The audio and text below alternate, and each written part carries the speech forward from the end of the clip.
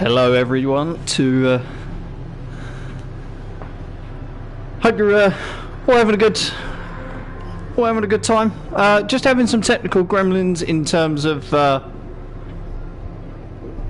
finding the stream so I can see chat. But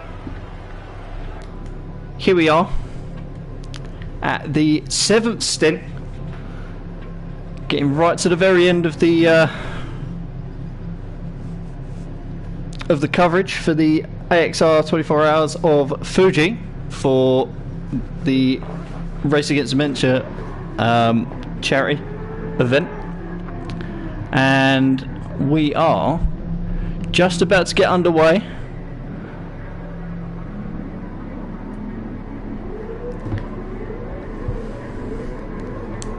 I'm just trying to get the stream to up and running in terms of the stuff on my end, and we are away with Hermop leading from R18E and Mr. Slowly for the start of Stint 7 in this event, and nice and smooth so far from Hermop, followed closely by the THG car of R18E and Mr. Slowly, who's under attack from RA Philo, already going into the tight left-hander into the 100R. Loads of lines being taken so far as everyone rides up the hill to the Advan corner. No dramas so far. 4 tenths between the top two as they go barreling down to the hairpin. Don't think there's going to be any moves being made here. No, not quite. Anything from Philo? Nope. But Danker getting mugged for one place and possibly even two places, but shuts the door on Damien Black, coming into the very tight and technical third sector, as we see someone almost go off. Maranello getting all sorts of squirmy as Dankert still feeling some pressure from Damien Black from the OCD car or ODC car. THG America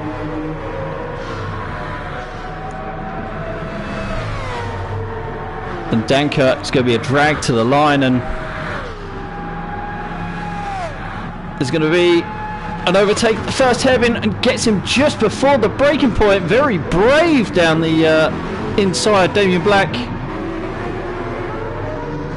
We've got P1 Rob and SJB from the Team Meet Beat guys, the road runners. As we've seen, Hermop, he's had a bit of an issue. He's gone all the way down into third. Probably got mugged into the first corner and we missed it. Bit unfortunate. Trying to catch up with things as Hermop under a bit of pressure from RA Philo right now, doing the switchbacks before the tight and technical sector, getting very ballsy with each other in the on the undulating corners.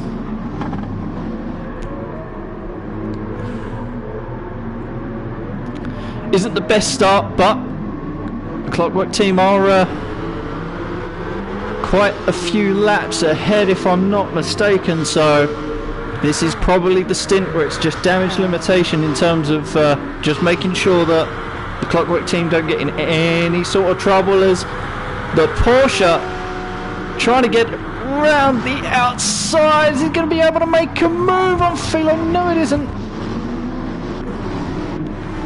As we go looking down the order to see if there's any other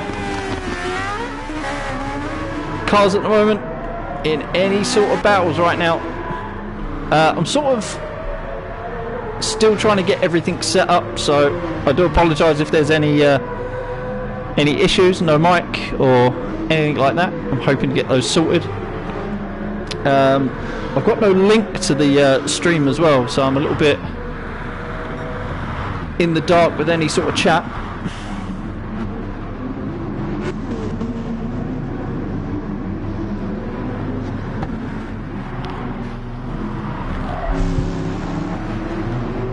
Here we are.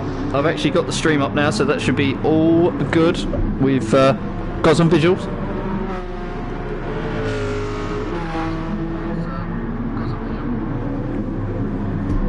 Alright, now then, I'm going to have a look down the order, see how many battles are actually happening on track, and maybe at some point I can get some intel for myself. It's been a bit of a busy one outside of the booth so far for myself, so I'm a little bit underprepared for what's going to happen for the next 3 hours. Just have it all as we see. Muscle car lover getting Danker into turn 1. THG America just falling down the order just a little bit more.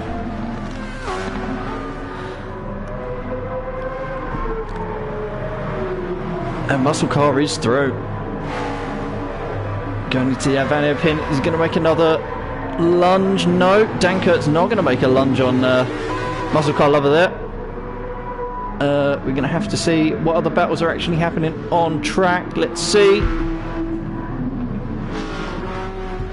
We've already got our first comment, and it goes to Nano. Let's go, Nano. It says Nathan Gentry. It's currently trying to chase down Heramot. Some gaps forming between the major packs there. R18E. Comfortable lead so far, already setting 24.9s. Blistering pace from the THG car that is on the rise and on its way to trying to get itself back into a really good position. I think they are actually in a podium place at the moment, all things considered, so really good job to get themselves back there.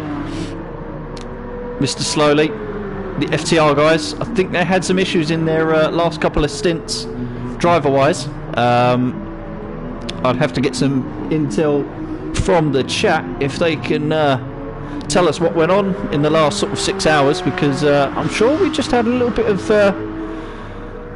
less running from them in the last couple of hours. As we're having a little look down the order, and Dankert's probably going to be under pressure from the Beep Beep guys. Oh, there is some contact. There's more contact going on there, and that's just unfortunate. Got caught out by the draft. Dankert seemingly getting away without any damage, but SJB not so fortunate. Sticky Bandit just gets out of trouble there for one of the other THG cars. So it's the only loser in that particular battle seems to be SJB 1973 with some front aero damage early on, lap 5. I mean, at the very least, it's very early into a stint, and he's going to carry on. He's actually going to carry on. He did consider whether or not to service the damage so early on, but no, the number 20 car is going to carry on, going to tough it out. He's going to take a little trip through the order while I try and get some other bits sorted out at my end. Heramot in 4th. Looks like he's keeping a gap to Nano Marinello, as Mr. Slowly, contrary to the name, he's done very well to put in some mega quick laps. And R.A. Philo very much in clean air and looking to possibly even try and chase down R18E with a 24.6. He's definitely going to be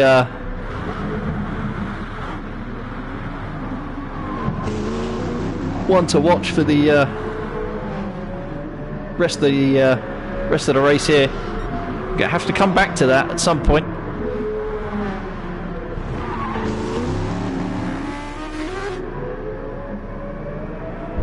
And we've got some info regarding the number 78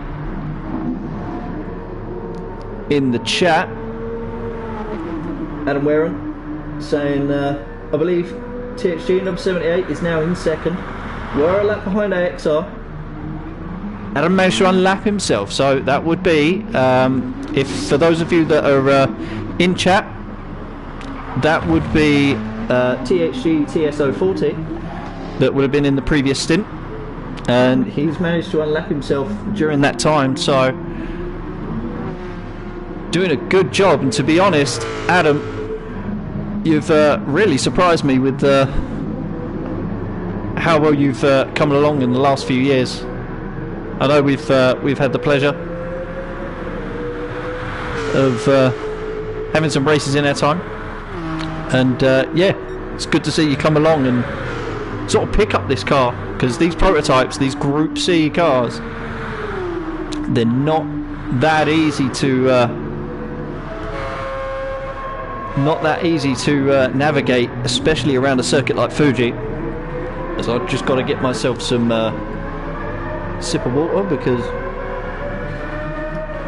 it has been a long time since I've had to do anything in terms of streaming and voicing. For those of you that probably don't really care and don't want to know, this is Storm Pacer in the comms for the next 3 hours, and we've gone eight laps of the 126 that we are going to be treated to from hours 18, or from hours 19 to 21 of this particular event. Going to see some penalties, but the drivers are going to be able to shake them off through just driving along, just trying to keep it clean. So you see Sticky Bandit in the PCL Words liveried number 80 car, cutting a quiet path at the moment, stuck in a 2-second sandwich between VRC Jim and Danker. And despite the damage, the Roadrunner guys are still setting personal bests. 128.6. It's not too bad, but when you consider it against the top guys, they're very much going to have to try and find some pace somewhere. But within the group that they're trying to fight, they're actually not that bad in terms of general pace. But Sticky Bandit, Danker and VRC Jim all lapping in round the 128s, so we could see this band of 3 or 4 cars sort of ebb and flow throughout the course of the 3 hours here. Then you've got a bit of a gap forming, and a bit of a race about to unfold between the 787 car and P1 Rob. We're in the number 73. When I get a minute to have a look at all of the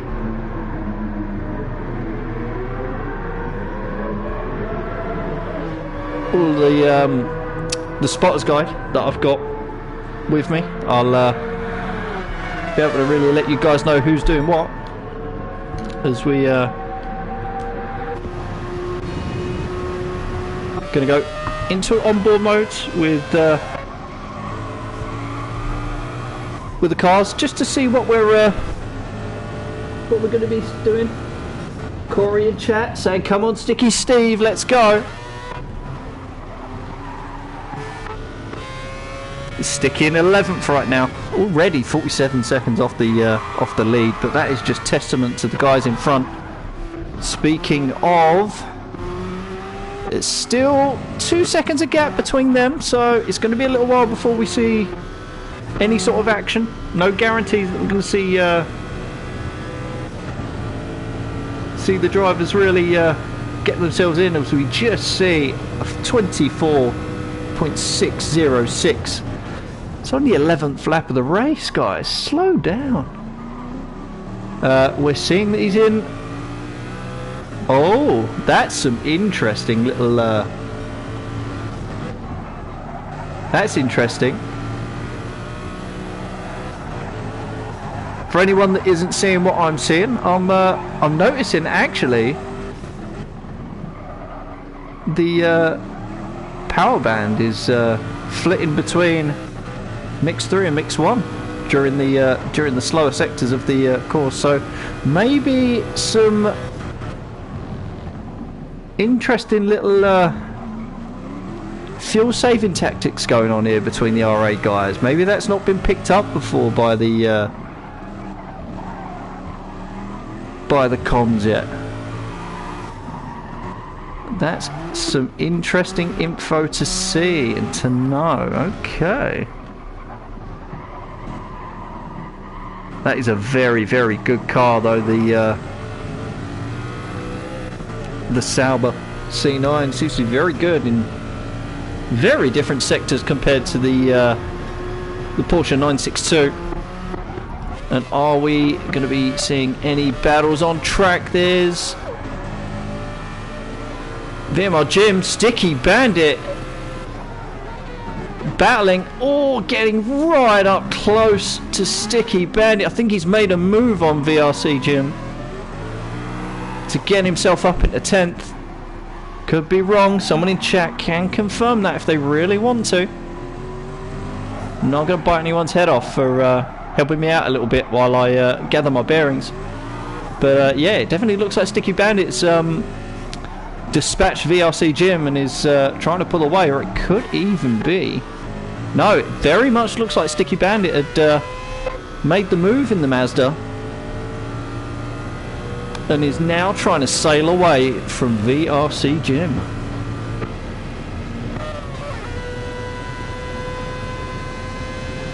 And SJB still with that damage, but still keeping 3 cars within eye length or within eye shot of the of them.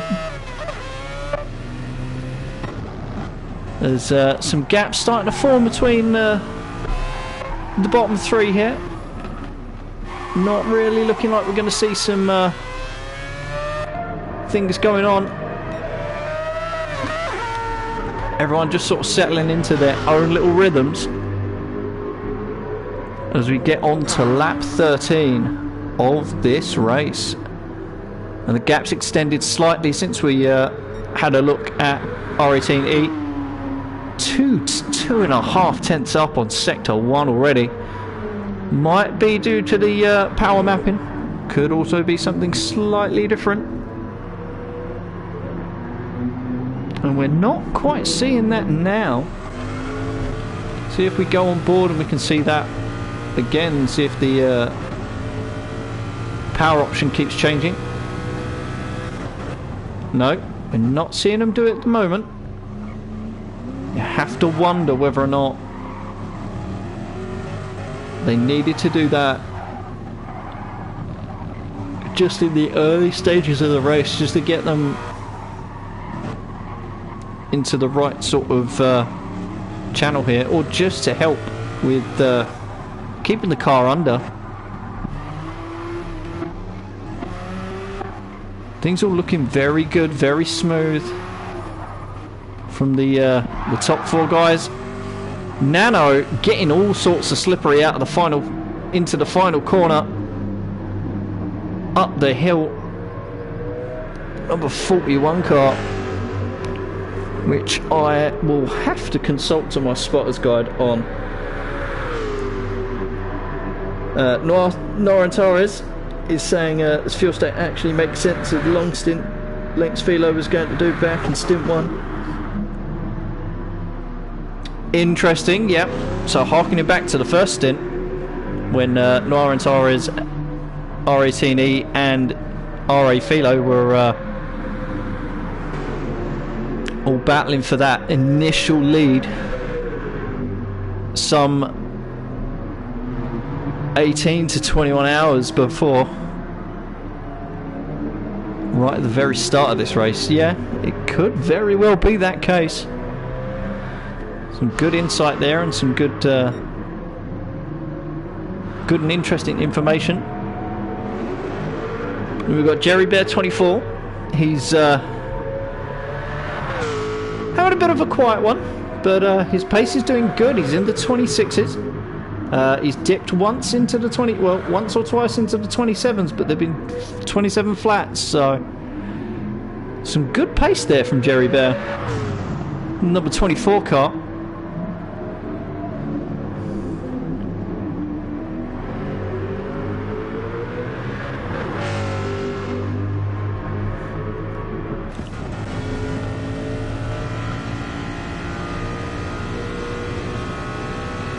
Just having a little look at the livery of the number 41. Do like that purple.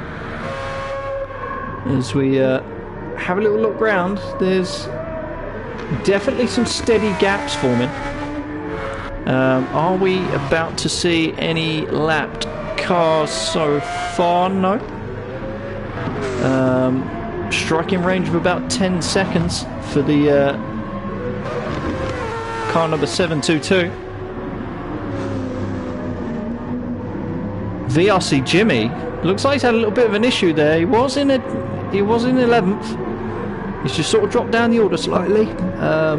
Let's see. It looks like there's been a couple of spells of some inconsistent lap times there between lap 10 and 11. A 30.1 and a 31. That 31 might have been and there was a 35, so it must have been that particular stint. They must have had an off somewhere that we didn't catch. He's going to try and get himself onto the back of SJB 1973, going a little wide, but been able to do that throughout the race actually. As under attack comes SJB, very careful not to get up into the rear end of the car,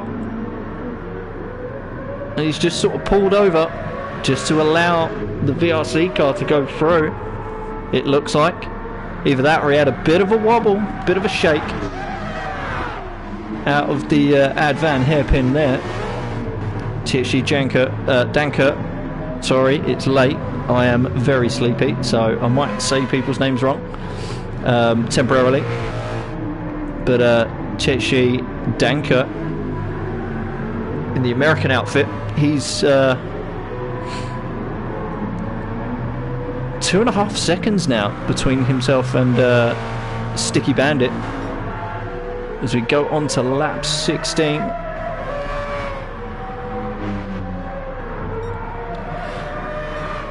And we're looking like we're going to see a move as potentially someone in the pits. No.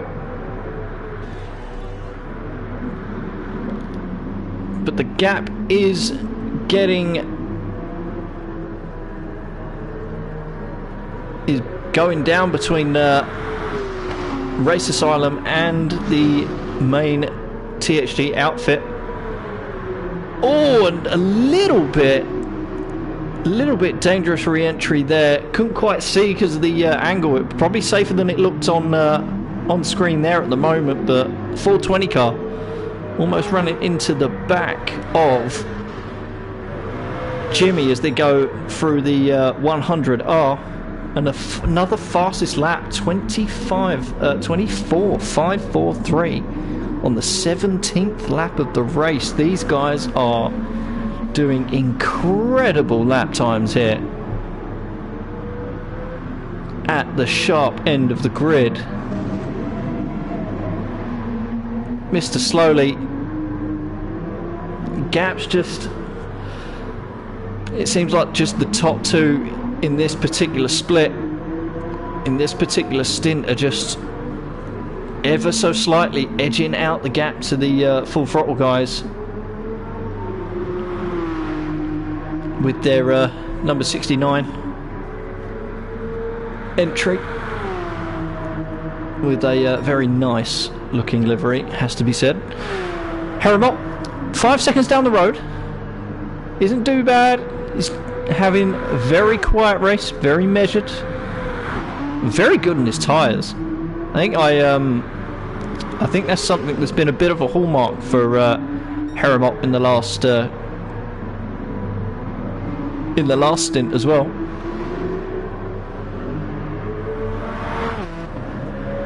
To be honest, actually, the top two are actually just as good on their tyres. Has to be said. Very nice and measured approach. Even maybe a little rearward on the Race Asylum car, if I am not being deceived by my very tired eyes. Just gonna have a look at the little chat there. ODC, Cal's having have a good race and commentary. I'm gonna sleep now. Take care, Cal. Hopefully with ODC Damien in 7th now, you can rest easy, knowing that he's going to have quite a quiet race and maybe be able to chase down Jerry Bear in the 24 car.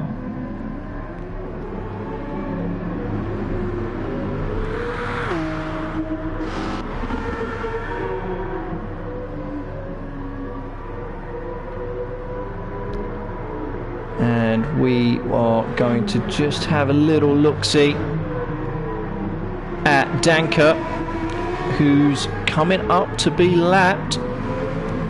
There's only 18 laps of the race and he moves over. Very, very good. Very good etiquette there from the THG America liveried car. Not wanting to get in the way of the sister car, who's in contention for that podium that we mentioned just a little bit earlier. Also being courteous enough to get out of the way of the Race Asylum car to allow them to fight. Gap between them two is now down to 1.7, so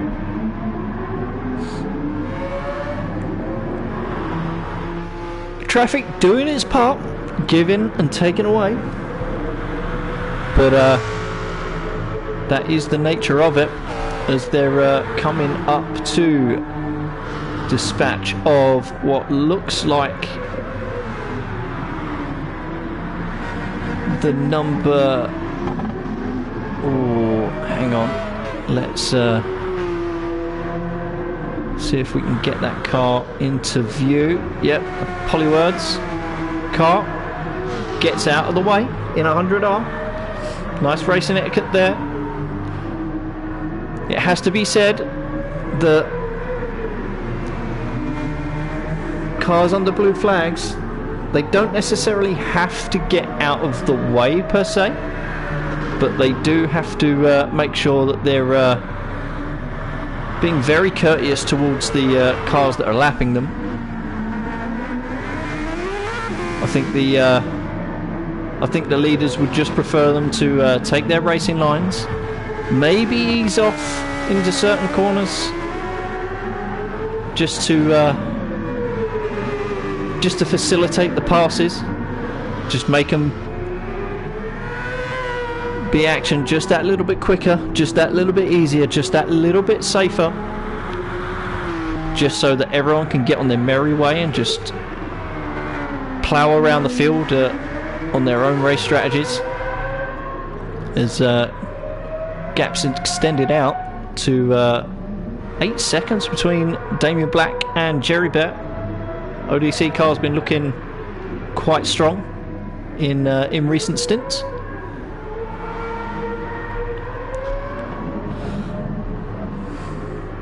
We've got Nano Maranello in a bit of no man's land at the moment, but still plugging good lap times, 26s, the odd 25.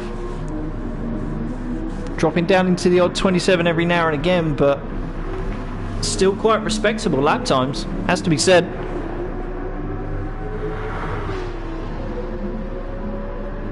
Adam Wareham in chat is saying, personally use Fuel Map 2 in the slowest corners as a fuel-saving traction control. Yeah, well, that's something interesting that I can't necessarily try out anymore in a stint because both of mine are done. But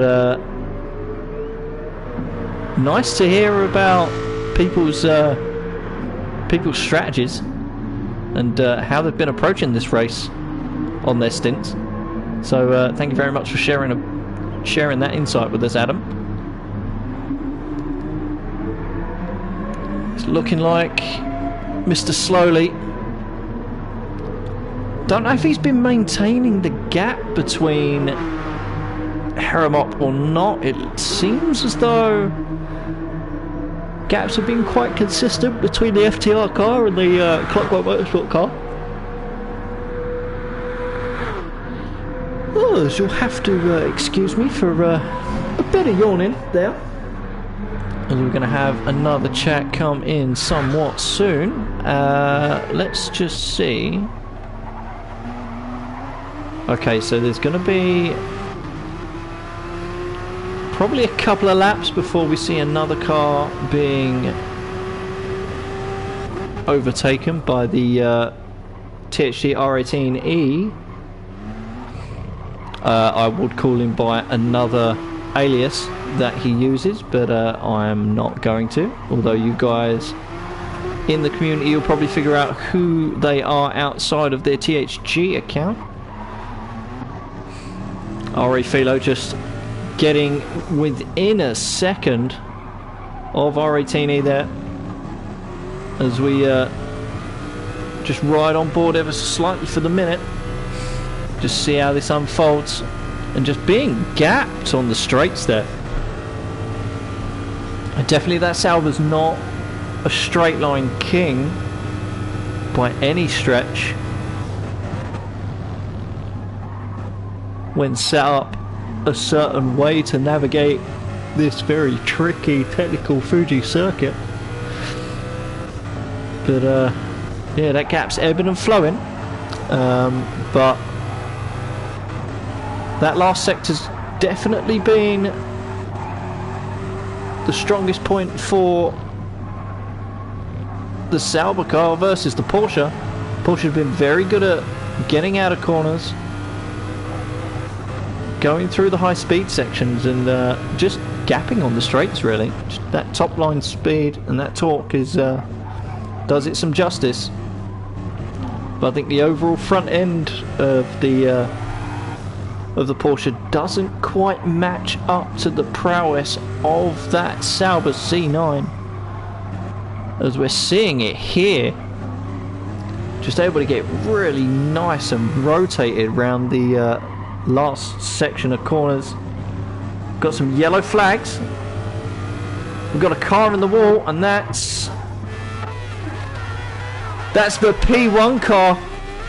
Rob just managing to avoid some damage as he sticks it in the wall. Maybe just a scrape. Got off very lightly there to number 73. Oh.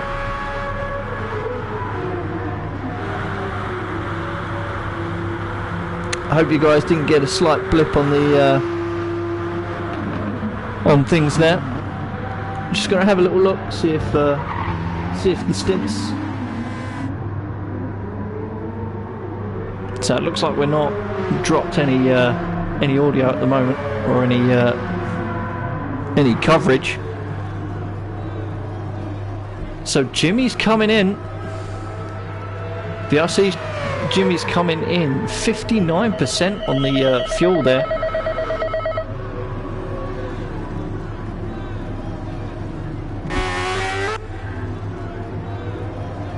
That's quite a lot of fuel usage, but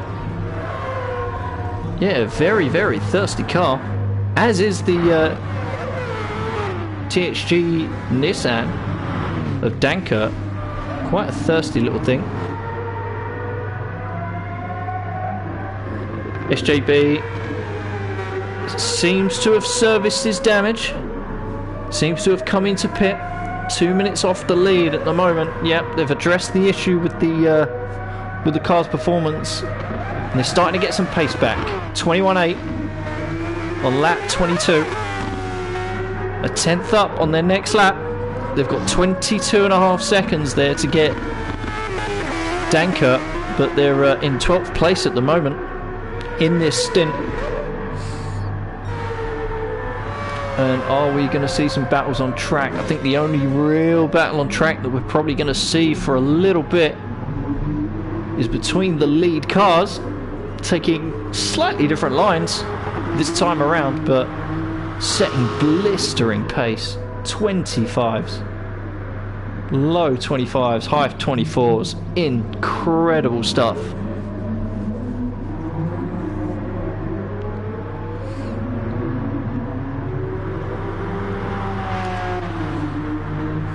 Mr. Slowly doing very well to actually keep the gap to less than a second a lap, pretty much, as we've got VRC Jimmy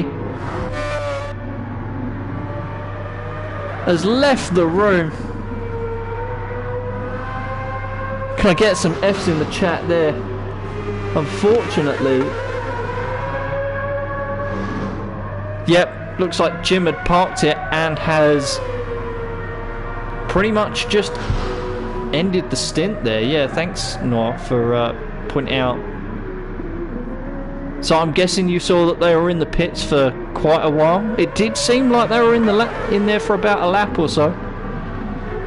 Is that a possible retirement there for the VRC cars? Are they going to be done for the rest of this race? We'll have to find out on the Discord, but if you guys are tuning in and don't really know what is going on right now, this is the AXR 24 hours of Fuji on Gran Turismo Sport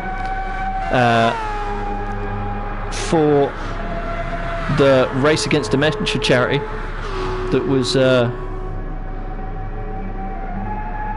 founded by a bit of an F1 legend of the sport, Sir Jackie Stewart.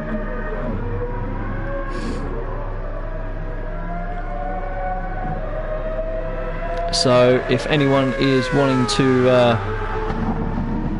donate to the course, I believe there could very well be some links, maybe from some of the mods, where you can go and donate. If anyone has any information on what the milestone is and whether or not we've reached the next one, we've already gotten to our £500 milestone for this event, and we're on to the next milestone of 750. But I've got to be honest, I've tried to get asleep in between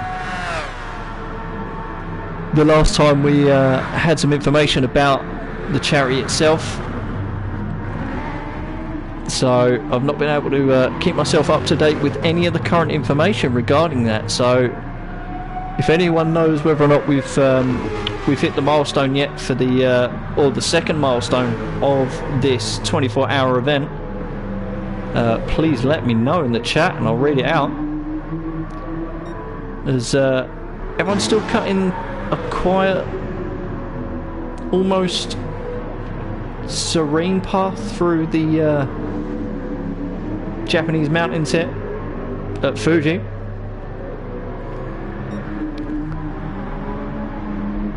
Gaps coming down between Mr. Slowly and Heramop there. I think we see this in quite a few of the stints prior. FTR car, and especially Mr. Slowly, suffering right at the back end of the stint with tyre wear issues.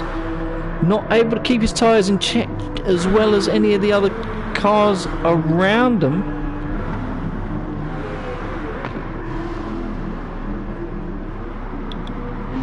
R18E just being able to keep the tyres very nicely there. And the gap has been ebbing and flowing between 1 second and 2, between 1 and 2 seconds between the top two guys in this split at the moment. Mr. Slowly and Heramop doing their best to actually just be kept honest.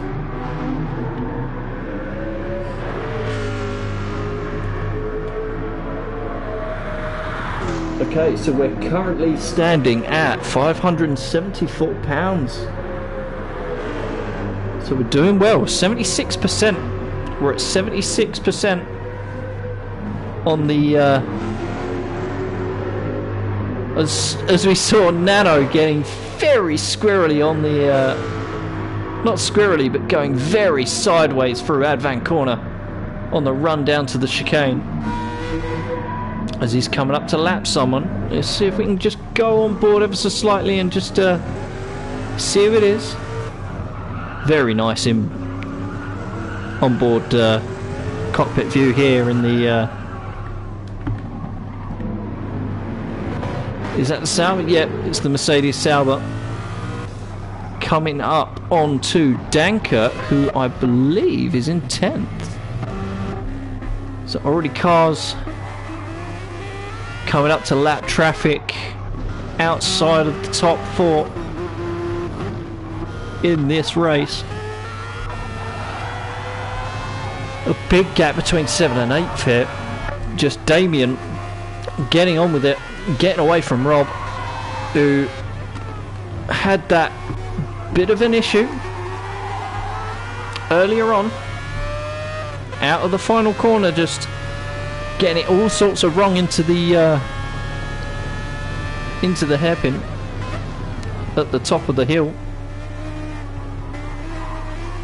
Maybe just getting onto that AstroTurf, which is very, very slippery, very tricky. We've seen people just put it into the wall this over the course of this 24 hours. It's not very forgiving at all whatsoever, going quite slow there. Normally around 60 mile an hour going through that particular part of the circuit. Same here. Coming out nice and clean, no dramas this time. Into the hairpin he goes. Quite a tight line there from Damien Black. As we're coming up to potentially lap 30 and maybe the first round of pit stops here. It seems like the strategy that's been normalised throughout the field is between 30 and 40 laps on the stints here. Some people are trying to go for that 45-minute 3-stop, while others have tried to just hang it out just a little bit more, possibly even go to the hour, as we saw Jerry Bear pulling a 1:27.8 there on lap 29. Keeping fairly consistent at this point in the race. A little bit of fluctuation. And R18's in. He's in lap 30. Pretty much halfway on the top on the fuel here. And it lets Philo have a little bit of breathing room at the start, but potential undercut here for THD R18E. As Mr. Slowly comes in, follows suit. Harem up as well, follows suit, 51%. Doing ever so slightly better on his fuel than Slowly is, and definitely a heck of a lot better on the tyres.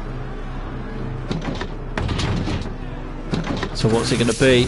Are we going to see a change in the pit stops? Gonna have to wait and see.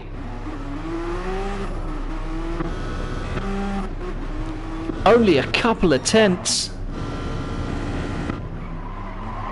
Heramop just able to eke out a couple of tenths in the pits there. Very quick work from the pit crew, as getting his nose chopped off there. I think that's which car's that? Oh, it looks like a the number 70... Oh, it's the 787 car. No damage, but it looked like there was a bit of argy-bargy that went on. Harrimott right on the back of Slowly at the moment. I'm going to go on board with Harrimott. Going to see if he see what he can do here. He's putting the pressure on ever so slightly now. Getting a little bit squirrely through the couple of corners up the hill into the final corner. Getting very early on the throttle.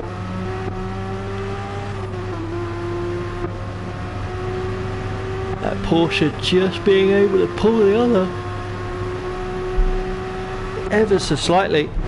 There's a 17-second gap as Nano Maranello comes into the pits as well.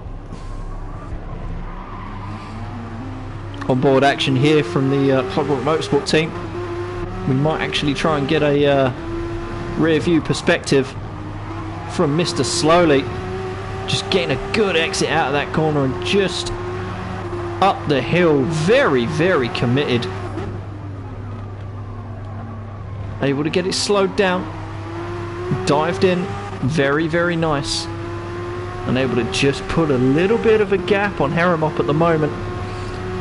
And Philo's in. And here's where the cars are going to get really quick. Half fuel.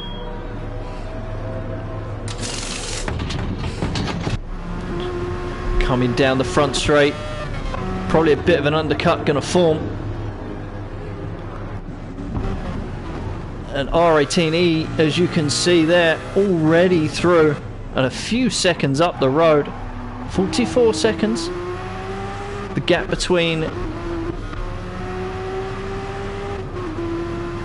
Oh, no. The gap's going to have to normalise as we see P1 Rob coming into the pits for his scheduled stop.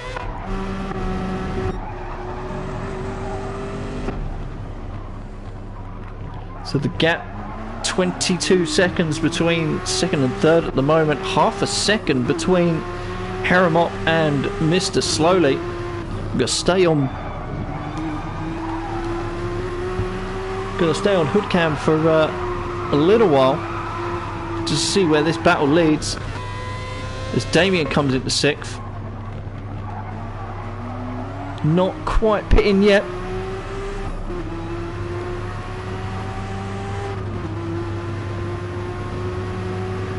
Just gonna see if this battle unfolds. Oh goodness me! I've got to apologise for yawning so much. This is anything but boring, but it is very, very, very late here in the UK. Coming up to 5 AM local time.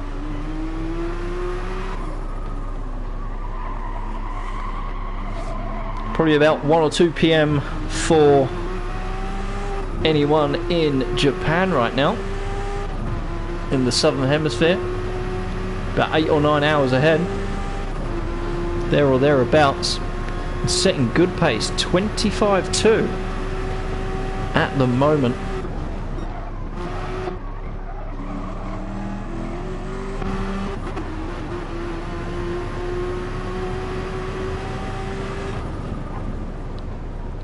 Oh, R18E goes really very, very, very wide. Is that going to cause some trouble? No, but it is going to mean that RA Philo. Oh, and the car's a little bit squirmy still. Coupling. Oh, just doing the over under. Can we see that?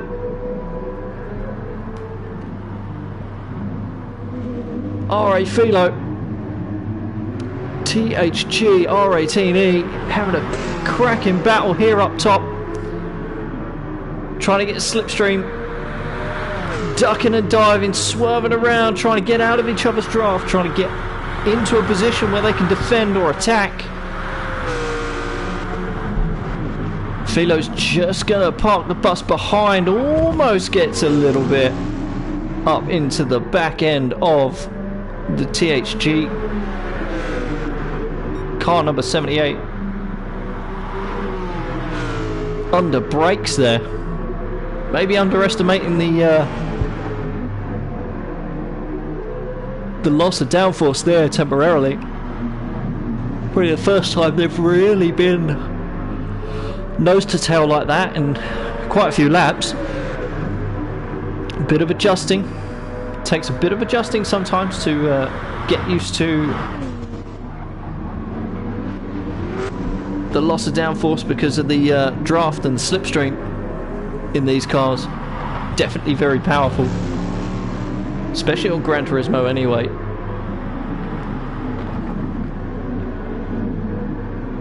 Doesn't look like there's too many battles on track that are quite like this one, although there is a battle that seems to be forming up in the hairpins at Advan just after 130R, or after 100R I should say. 130R is another part of the Japanese circuit altogether there. You can definitely tell I'm not quite with it in terms of my fatigue levels at the moment, but no battle is quite as close as this one for the moment.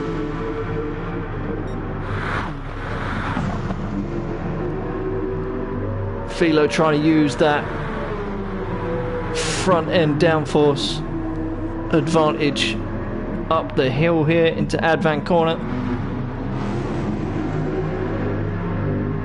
but seemingly able to pull away is R18E.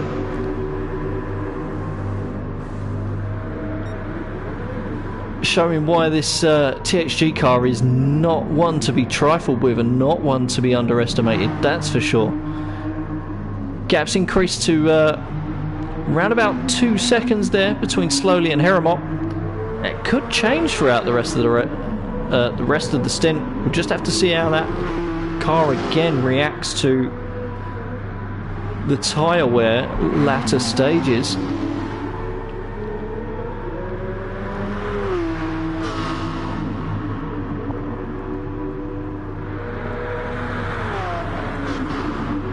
As the front guys setting a 24.183 and a 24.3 behind. Jesus Christ. The lap times these two guys are putting out are just mind-bogglingly strong.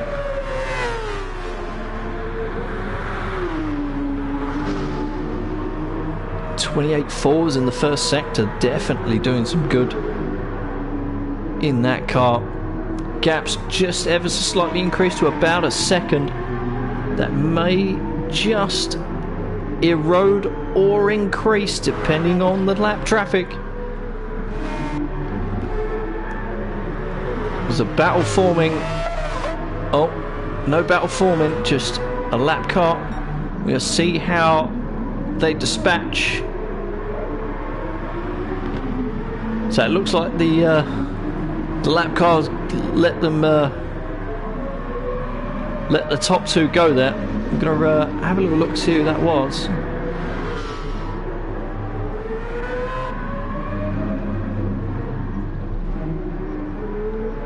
That must have been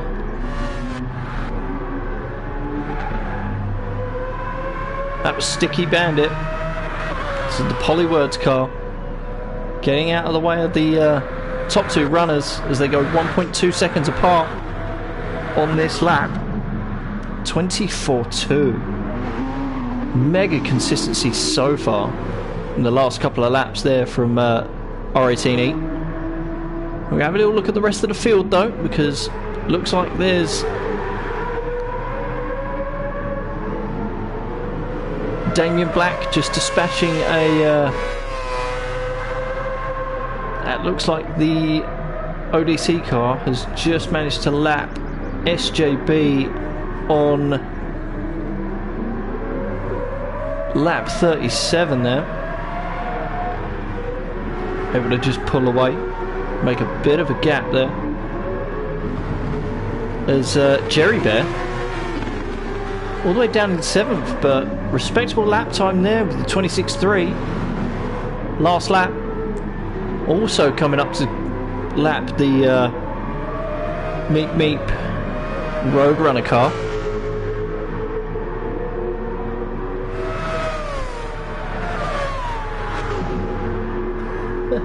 Norantara is saying R18E2 in the stall pacer into the chicane. Couple of laps ago. Yep. Well, not quite as dramatic, but definitely got the brakes all wrong into there. Maybe did a similar thing to what I did in my stint.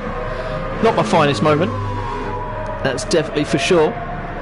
But we'll just skip past that. Update from VRC. Jim's brake pedal failed, causing the retirement. Oh dear. Do have to feel sorry for them. He was running fairly decently, but yeah, that's never good to have a mechanical failure like that. Brake pedal goes pop.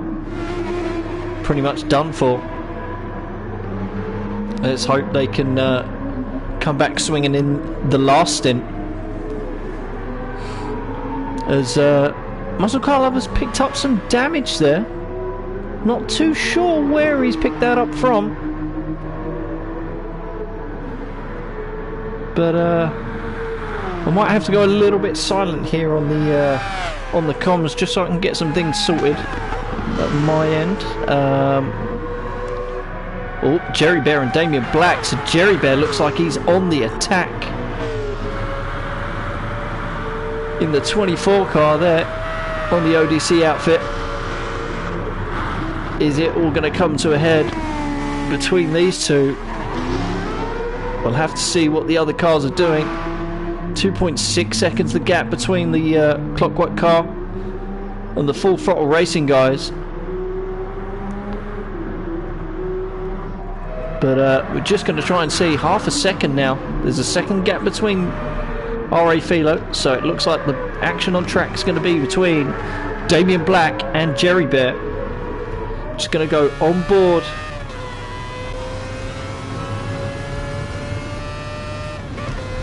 Going to have a nice rear view angle, the Wang Cam, as Half the Race Gone would say, if you guys have ever heard of them.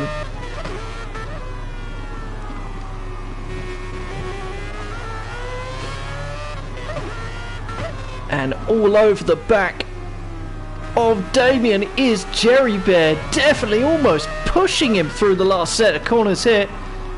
Trying to find an avenue to get through. Got the big long straight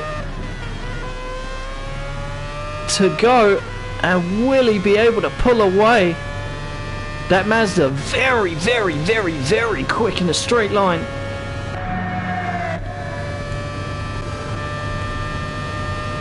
But able to just pull Jerry along. Sauber is the Sauber Mercedes C9 is no slouch when it comes to the rest of the track, but seemingly not able to put up any defense against the shit top speed of the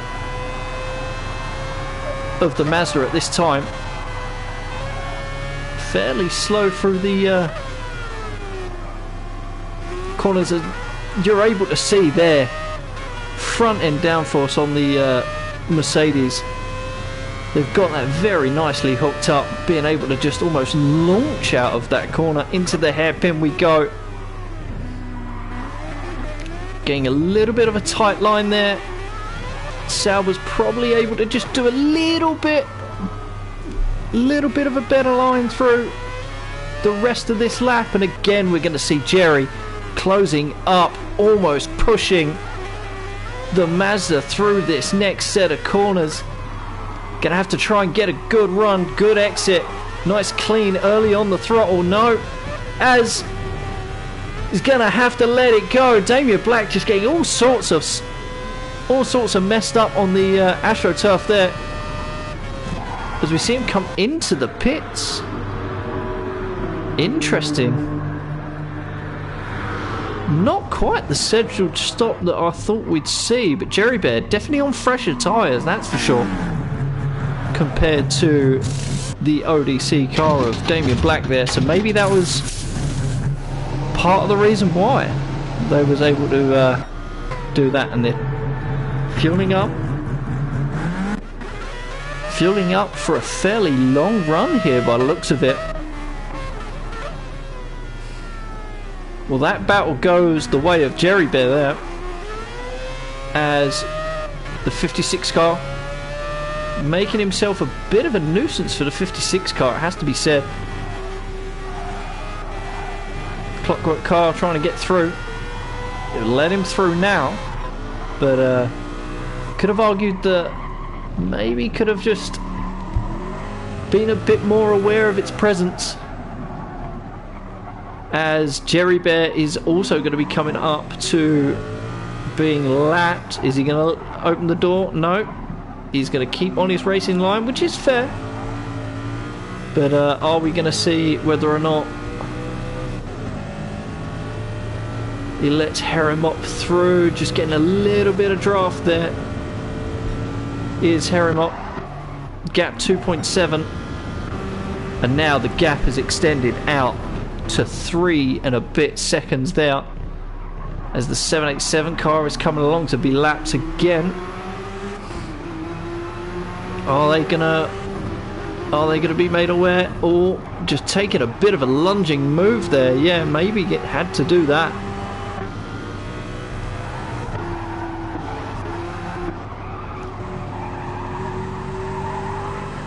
To try and not lose a lot of time there. As are we seeing some action on track? Oh, Philo getting a little bit squirrely there. I think Jerry Bear's.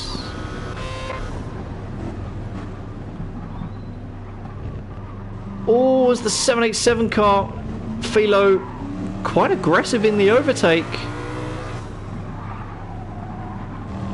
As Jerry Bear's trying to get through, tried to get through to lap the car as well by the looks of it. Not a fight for position between Jerry Bear and the 787 car, so gaps forming between the field. Not really much in the way of battles happening so far that I can see. And the Nissan of THG Danker trying to get onto the back of SJB 1973 there, as we see Muscle Car Lover come in. Probably going to serve that damage as well while he's in the pit stop. And the mods of Akibax Racing saying to me it's 5 a.m. so don't apologise for yawning. Fair enough, I'll keep that on board, but I'll probably still do that. And it is indeed 5 a.m. right now, as Muscle Car Lover goes right to the back of the field, cutting in front of no one, thankfully, on this particular stint, as Sticky Bandit and Danko get themselves through. 1.8 second gap here, fresh tyres. Is Muscle Car Lover going to be able to mount a charge on Sticky Bandit, who's only been out of the laps, only been out of the pits for a few laps himself by the looks of it, and so is Danko.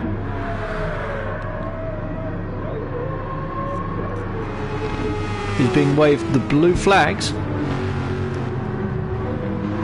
for what looks like maybe Mr. Slowly in the FTR car. We'll have a little look. Potentially. Yep. Yep, it's the number 69 car coming up to lap Danker. Are we going to see a nice clean pass? Maybe not necessarily at this point. Getting the flashes on.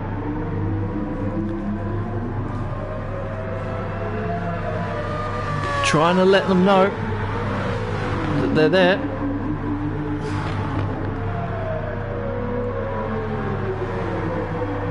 And there we go. Just that's the Full Throttle Racing Porsche there get through nicely before the end of 100R. Gaps extended to 8 seconds. I wonder what's happened there, actually. for the gap to increase that much. A 28.8 on the last lap versus 28.4. 2:28s in the last 4 laps there for RA Philo. The Race Asylum car may be getting some issues, but that would definitely explain the 8-second gap that's now formed as Philo's going up to lap. And is he gonna almost get up the rear end of the fellow Sauber? Possibly gonna let him through, is it? Just gonna let him have the position? Yeah, it is. I mean, they should. They're being lapped. Shouldn't really fight that car if they're being waved the blue flags. But the gap is definitely extended out. Been nice and comfy there for R18E, who's not done quicker than a 24.3 since... oh, a 24.2 actually. By the looks of it, on lap 37 since pulling that fastest lap of the race. Extraordinary pace from the TXG guys right now. You can tell why they're in second.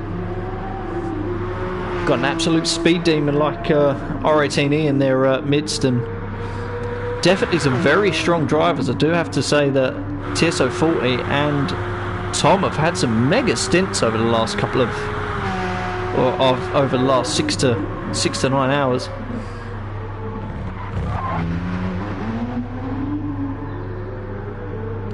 Just keeping themselves out of some trouble, which is kind of what you need to do in a 24-hour race. Everyone definitely trying hard.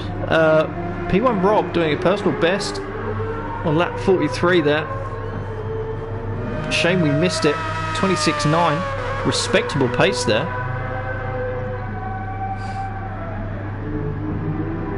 As we see SJB just quietly getting on with it. Quietly getting on with it. And just keeping himself in 9th at the moment. Danker, though, as we've managed to miss Sticky Bandit being dispatched by Muscle Car Lover with all that drama that was going on. But now we have a battle now between THG Danker and SJB 1973. THG versus the I keep wanting to call them the Meat car, and I know it's actually supposed to be the Roadrunner Racers. But SJB, fairly new person to my particular circle of friends, I would say, on GT Sport. Told him about this particular event about a month or two before everything got underway, and they were very much intrigued and enthusiastic about filing an entry.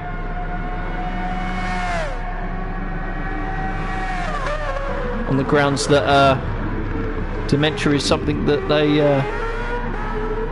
have some personal experience with and would like to support the cause in any way they can.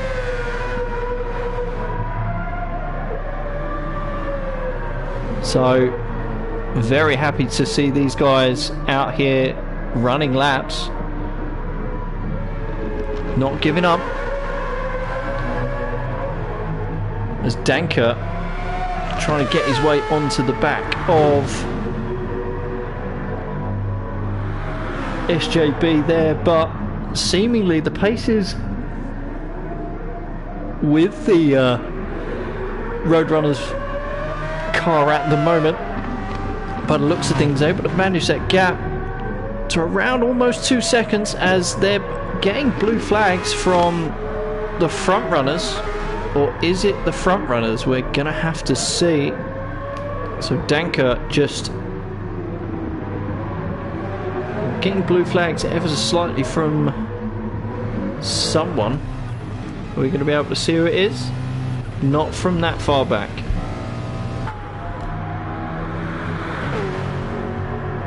Coming up to the line, doing a 19.7 versus a 28.9. So SJB able to fight back on very warm tyres, just showing that they've got really good pace here, and they could potentially carve themselves through the field. Sticky Bandit coming up to the line to do a 1:30. Not the greatest, and they've managed to pick up damage from somewhere. Polyword's team, car number 80, not able to just suffering some damage so far, just toughing it out, seeing how it goes, which is fair. We saw someone do it in one of the last stints, and it didn't necessarily go their way. R.A. Bobby had a good scrap with him in stint 5. Almost pretty much had me, and then got it all wrong into turn 1, as did I. But unfortunately, picking up that damage sort of put pay to what was going to be a win in stint 5, pretty much. So unfortunate to see there, but R.A. Philo definitely doing the business in second in this particular stint,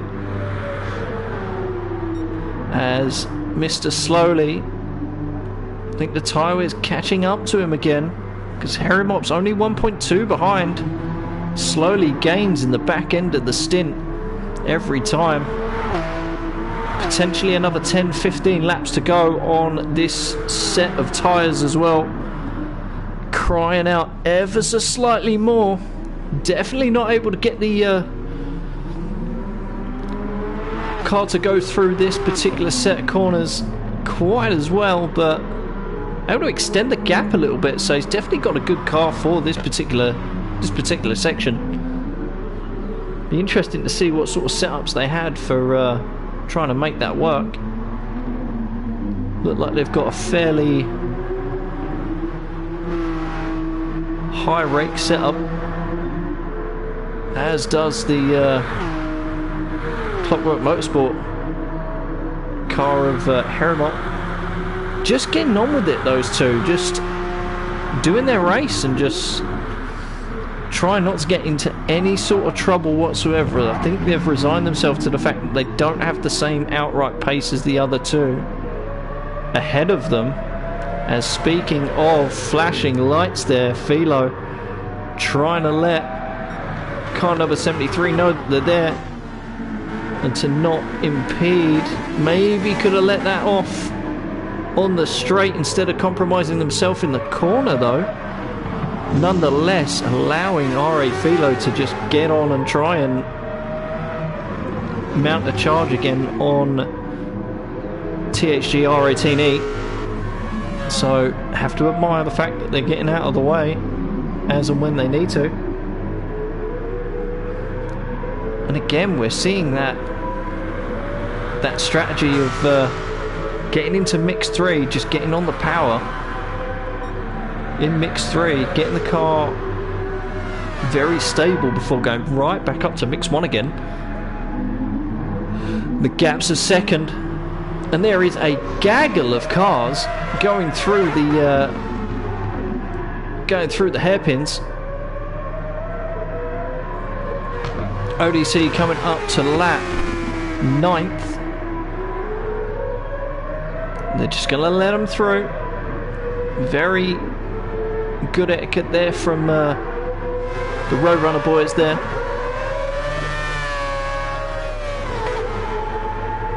Being courteous enough just to sort of get out of the path. As that gap's maintaining at 1 second.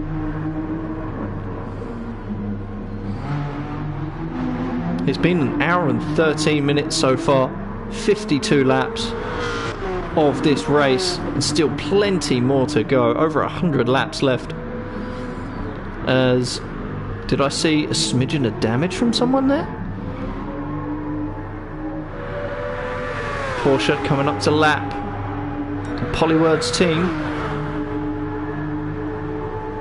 pulling the gap out again to about 8.4.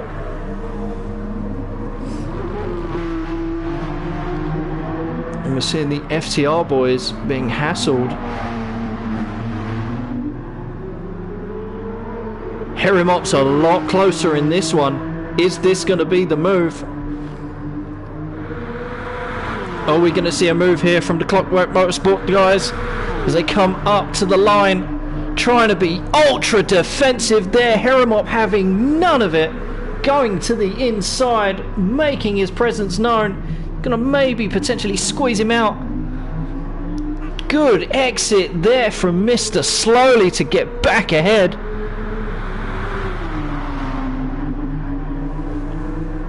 Very good defense, very good traction out of that first corner. Have to be in awe of that, to be honest. Herimop's not quite done yet.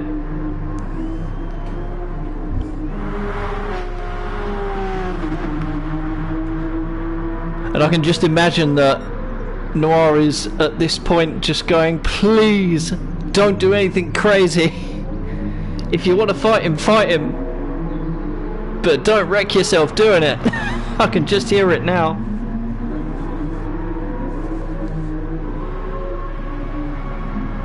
Definitely gonna try and get himself in prime position to be on the attack again for the next run down to the first corner.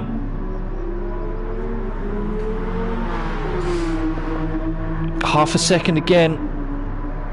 And that slipstream is very, very potent, especially on this game.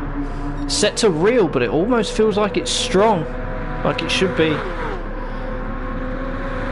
Is Herimop going to be able to make the dive? He's going to make the move. He's going to try and hassle Mr. Slowly there. A good battle unfolding here between them. Harry's not quite close enough. I don't think he's brave enough to try and make a move through the left into the 100R. Very tricky to catch unless you've got outright pace against the car in front of you. Not seeing a gaggle of cars on track that are quite battling quite as closely as these two, so we're going to stay on board for a while. Down into the hairpin there, into the chicanes. Very tight. Hate these corners. Well, personally, I hate these corners. Always feel like I can never get enough traction or front end out of the car to really just plough through. Taking a shallower line there is Herimop. A lot closer. Still 6/10. Is he able to get a better run out of the exit? Potentially. Are we going to see another move lined up? Mr. Slowly and Herimop. Down into turn one again. Is it going to be deja vu? It is. Harry's going to send it. Make his presence known again. Is he going to be able to make the move stick this time? Potentially. Is Slowly going to try and have a look back down the inside? No, he's not, but he's going to try and be all over the back of the Clockwork Motorsport car as we're going up 100R into the Advan hairpin. Is this move done? Or can Mr. Slowly get back at Herimop on the run down to the hairpin? We're going to see if he can. Is he going to make a move? No, we're not going to see one. Is this move done? I think it is. I don't think it's fight over just yet though. As we go on to the rear view of Herimop there in that beautiful livery created by Noir and Torres. Getting all sorts of squirrely, but getting a much better exit than Slowly. I think the tyre wear's just playing a little bit of a part to that, but just able to just drag down the front straight so much better than Slowly at the moment. Even with draft, not only only gaining maybe a tenth. And is that going to be it? Just a little more squiggly, a little more squirmy on the throttle, and through the corners is Mr. Slowly at this point of the race. We're in lap 56. 9.9 seconds separates the top two.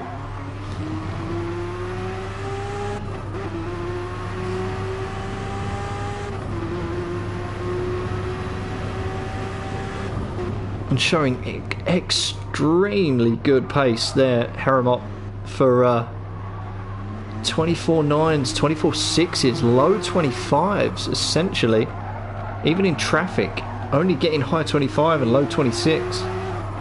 Very good pace from these two.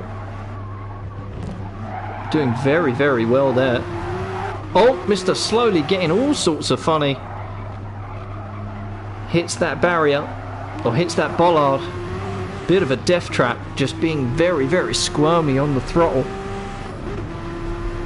Maybe the acceleration sensitivity is a bit too high on that car. Maybe could have done with just easing it off a little bit, just so they've got that little bit more traction. Does mean the car might get a little bit more understeery as the stint goes on, but seems like they're having that sort of issue anyway in terms of certain corners. And already 1.2 seconds between Harrimop and Mr. Slowly in the space of a couple of laps. And Jerry Bear doing the old lawnmower treatment to the rest of the Fuji track there, taking a page out of Bottas's book a little bit, it would seem, as he gets it all sorts of wrong out of the final couple of corners.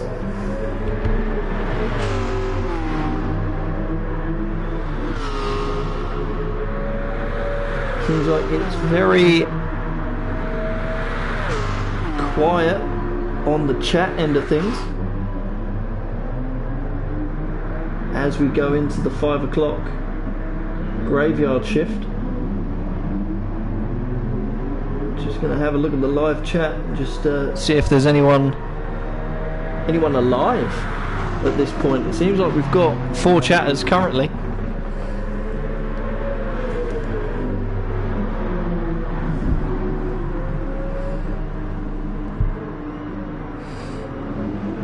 We get blue flags here. Oh, it almost looked like Maranello was going to oh, and Harrimop being almost mugged out of the in turn 1.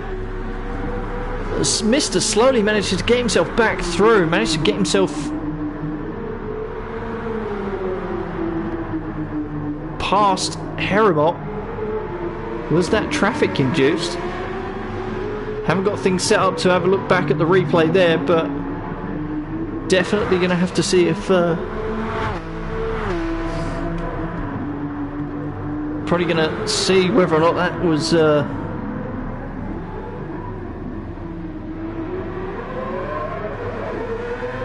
traffic related, as they come up to traffic, Harrimop and Mr. Slowly. As we see in the pits comes Maranello. Oh! Little bit of a uncharacteristic move, or uncharacteristic error there from Harrimop. Dropping down to 2.6 seconds. Almost 3. As Mr. Slowly is getting dragged along by the traffic. As one of the, I think it's the Polywords car just pulling it along.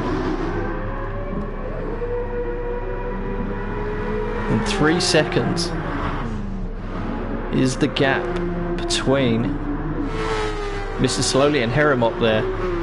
Very uncharacteristic error there from Harry. Not one I see all that often, but it is Fuji. And he's going to take a lunge on the Polywords car. Very brave, diving in on the inside Advan corner.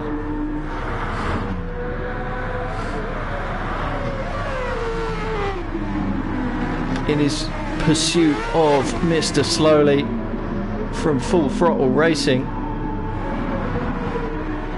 Now, let's have a look at the rest of the field. So Sticky Bandit just in last place at the moment. We did have 13 cars, but unfortunately the VRC car, as mentioned earlier, had to retire the car due to Jimmy having some issues with his brakes, with his brake pedal. 16 seconds adrift of SJB. Muscle Car Lovers managed to pull a 7-second gap between himself and SJB there in the 787 car. I will have to go away from chat so I can see which cars are which. So the 787 car is the New Wave Racing car, which has been doing actually fairly okay. Boogaloobo, Hat 93 and Spooky Lukey are teammates of Muscle Car Lover. They've been doing fairly well. As we look at THG Danker, who is 10 seconds up the road and being shown the blue flags. It looks like RA Philo's behind him, getting all sorts of squirrely, but manages to keep it under control. Flashes the lights. He's probably going to let him have the inside. He's been doing that all race, the number 79, so that's good. Nice race etiquette there. And a minute between Danker and P1 Rob. P1 Rob in car number 73, P1 Racing Community car, with Timber Snake, Raffo and Pilgrim. And 50 seconds up the road is Damien Black. Having a good race, have to admit. Maybe had some early issues, but nothing that he hasn't been able to handle. The German able to slot himself nicely in between himself and Jerry Bear, who was fighting on earlier, but Jerry Bear's been on a very, very good run at the moment in the number 24, the ATGN1 car. Doing good stints, trying to keep himself fairly out of trouble. Potentially Nano Maranello in the 41 car, able to pull away or be sucked in by the ATG guys. As I have a look for car number 41 in my spotter's guide, that would be the Aquapax Racing.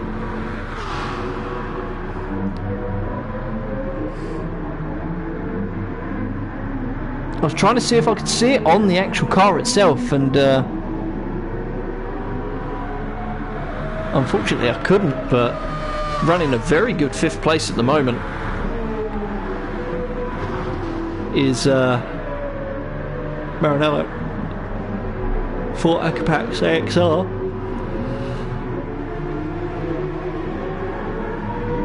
Can definitely be proud of their drivers for their contribution so far, as we have the pit stops. Number 62, I kind of knew it was coming.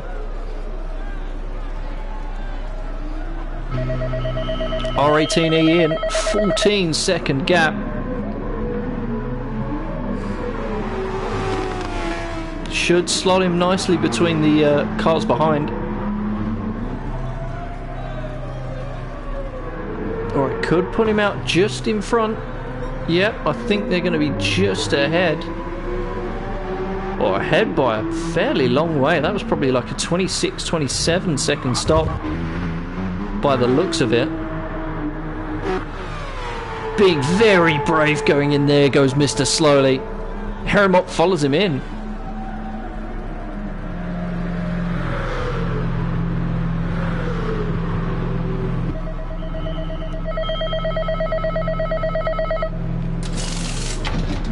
see the pit stop crew.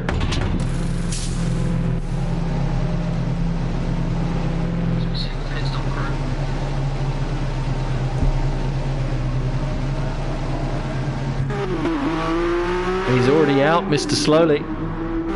Harrelop's out as well, maintaining that 3-second gap. As Rob comes out of the pits, thankfully no one there that he could be impeding with that exit. I'm still not a big fan of that exit not being mandated,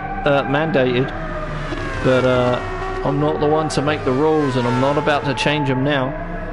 But still, I'm not quite sure I like the fact that cars are allowed to just cross over the white line there,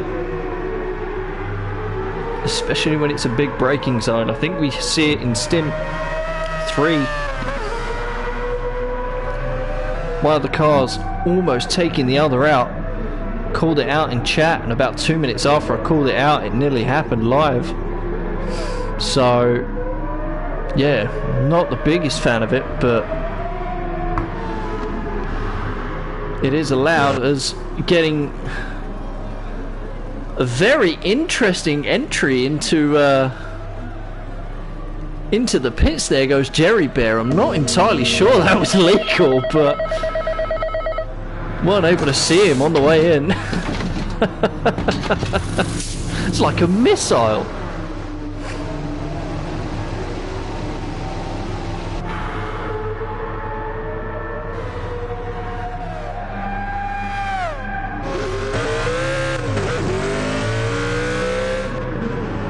Maintains 7th, but he's out just behind Damien Black there. This could be an interesting thing as Philo comes into the pits. We're going to go back onto our coverage for Damien as Jerry Bear, fresh rubber, fuel slightly more. Be interesting what sort of stop they're trying to go for, or whether or not they actually have to use that much fuel, because that's quite a lot.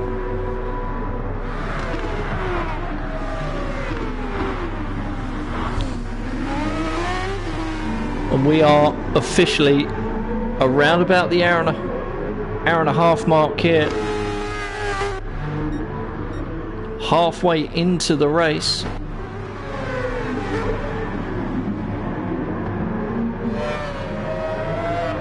As Jerry Bear gets it very sideways, coming up to the final corner.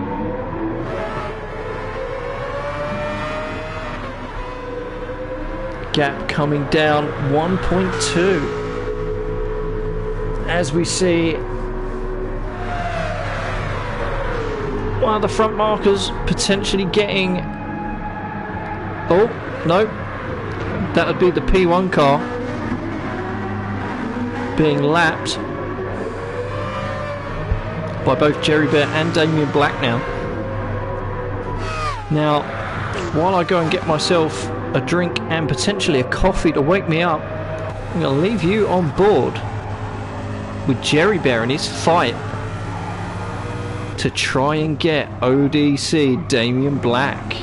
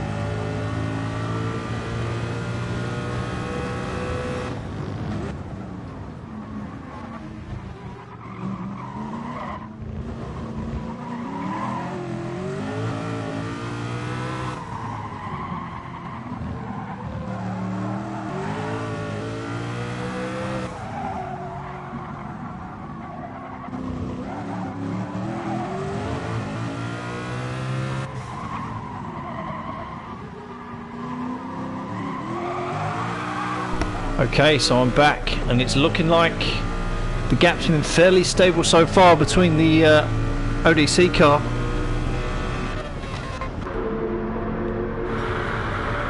And the number 24, which I believe is, again, I've just got to go back to my stints there. I think it's the ATG car. Yeah, it is. So the gap is 1.2 seconds between those two. Any other battles on track that are potentially happening and unfolding? Yep, there is still. Herimot managed to get ahead of Mr. Slowly outside of our screen now. Possibly done a couple of laps ago.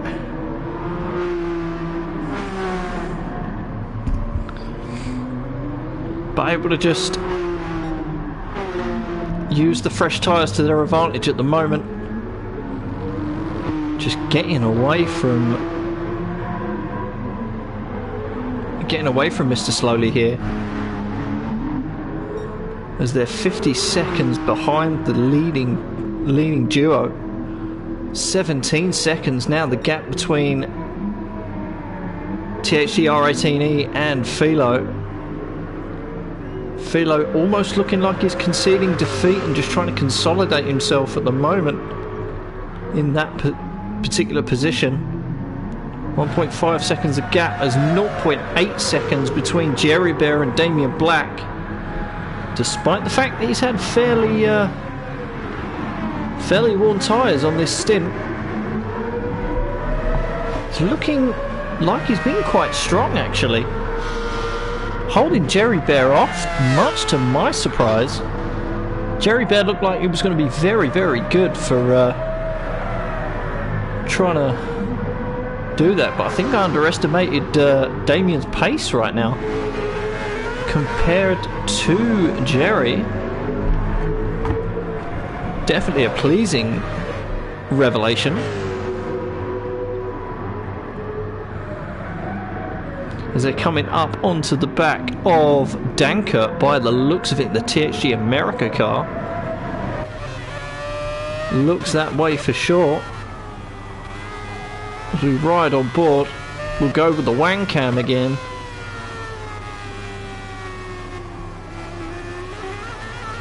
Just to see whether or not Jerry Bear gets close enough.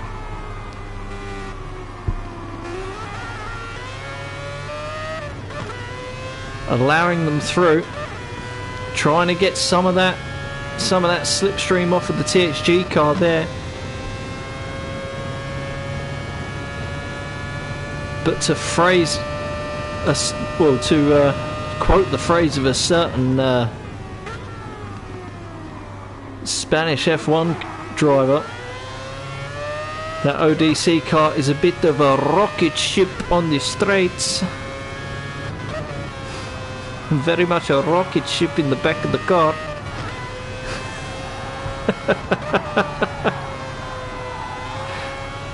Going 6/10 ahead of Jerry Bear there, as we move swiftly on from that particular impression.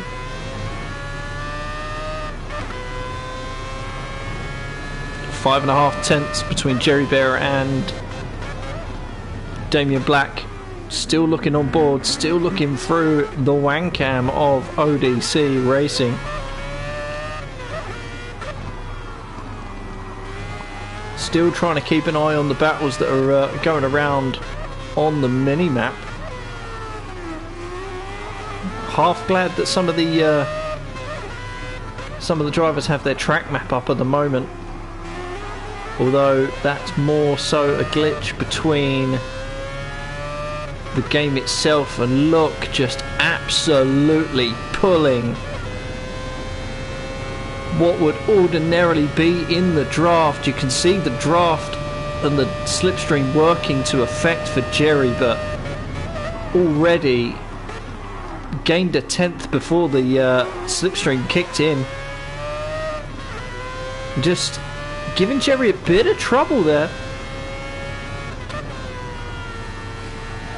Coming into... oh, that might be a penalty there for the ATG car that seems to be swapping colours by the looks of it as it fades in and out. Don't know if anyone could see that on stream, but it's looking like the number 24 car seems to be changing colours, almost like a chameleon, to be honest, in this rear view. You can see it there, and pop, there it goes into orange, back into blue. You can tell it's 5:30 and I am running on very little sleep, because there are very little things that are pleasing simple minds at the moment.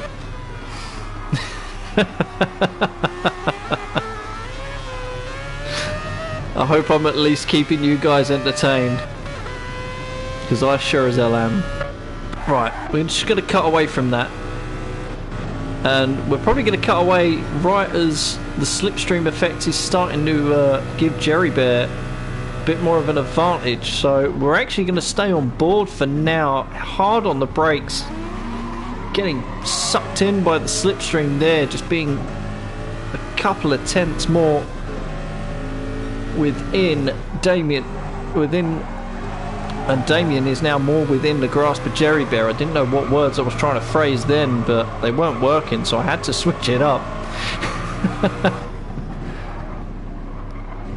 But able to get within 6/10, very narrow line from Damien. Not able to get the exit that he probably wanted. Tyres probably groaning a little bit at him, as Jerry is all over the back of him once again. If he can't get within half a second on the exit at the corner, he's going to have to get a really good early exit in comparison to Damien. That's very hard to do in this last sector.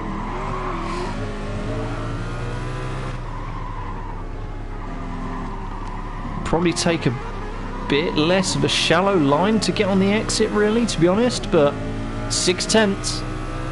It's going to pull out to about 7, maybe. No, but slipstream's probably not going to be as potent against that Mazda car that the ODC team are running, but able to get very close on the brakes. Very good. That Sauber's very, very impressive on the brakes there. By comparison, very, very fresh tyres as well in comparison. It almost looks like the offset of pace is going to start to make a difference here between the ATG N1 car and the ODC racing car of Damien Black. Jerry's a little bit closer this time. He's going to close up a lot. Yes, he is on the brakes. Is he going to be able to get a good exit? No, he washes wide. The downforce just not with him to get on the power there. And the gap increases to about a second. 1.2 seconds. No doubt that will erode over time. Jerry Bear doing very, very well, but we're going to start to see the effect of the car. Major traction there. Almost pulling up to about 1.4 seconds.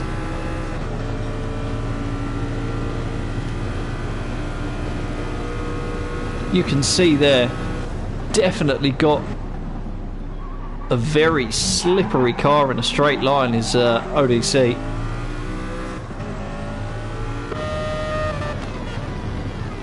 As we see THG getting past, who was that? That was, hang on, if I can just, that's probably Danko again, if I'm not mistaken. Yep, indeed it is Danko. Also getting shown blue flags for someone else as well.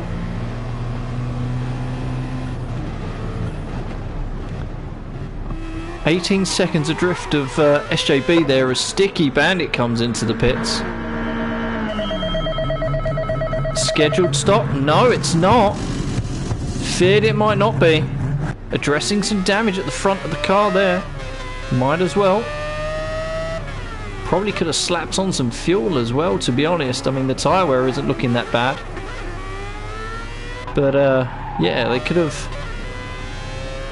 done themselves a favour and put a bit more there, the Polywords team. Car number 80. I think they've had some decent stints, to be honest. But, overall, just a couple of issues here and there for Sticky Bandit on this this particular race, this particular stint.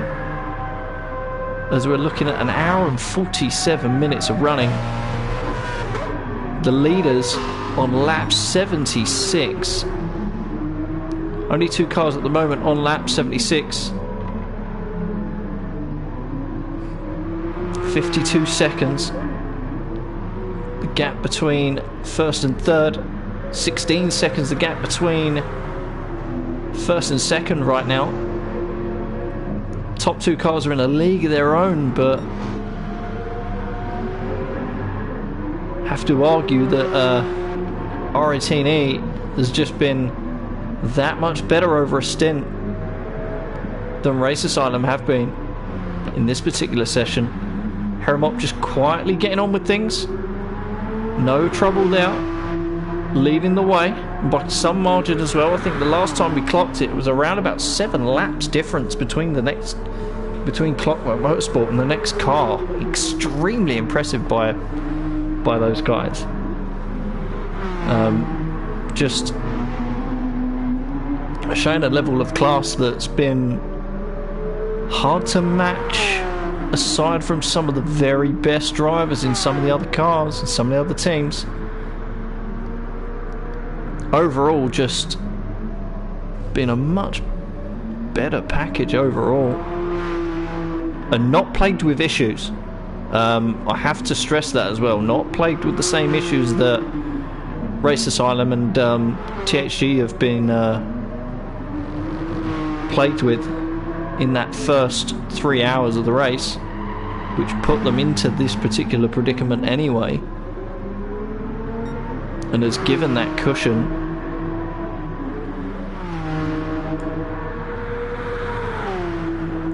Not all at once though, probably about 3 laps worth, and then slowly built onto it. People having more issues and just being a stronger overall team. But FTR have done really good themselves.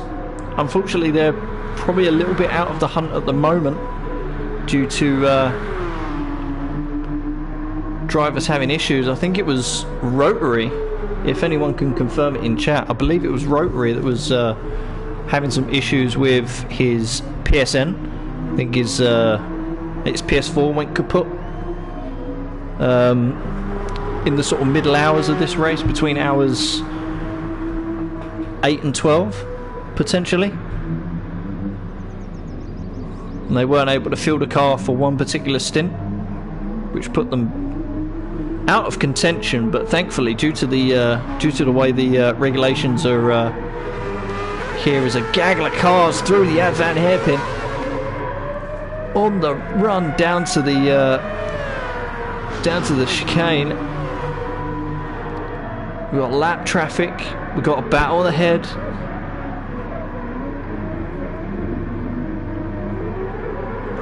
Still that battle between Jerry Bear and OCD Damien Black still raging on, and to be honest, Damien's more than held his own on tyres that really should be screaming out right now. Showing a lot of poise in the 666 car. Incredible stuff, really. But it looks like within the next sort of like 5 or 10 laps, we're going to have to see ODC come into pit. And the Humble Guys, car number 78, dispatching one of the cars in this particular battle ODC's gonna have to try and let him through. He's gonna let him through, but he's also just gonna snag the left-hand side of the car on the way, or the right-hand side of the car on the way. It's gonna force him off wide, and Jerry gets through. I'm gonna have to see what effect that has now on Damien's pace, because he was doing well to keep him at bay, but now I think he's been released.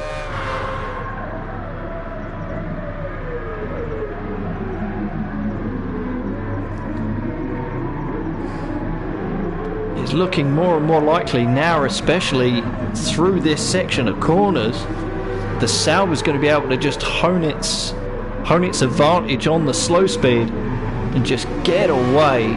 Better traction, better tyres, arguably more fuel in the car, which I think was the saving grace a little bit for Damien's pace. But we are going to see that rocket ship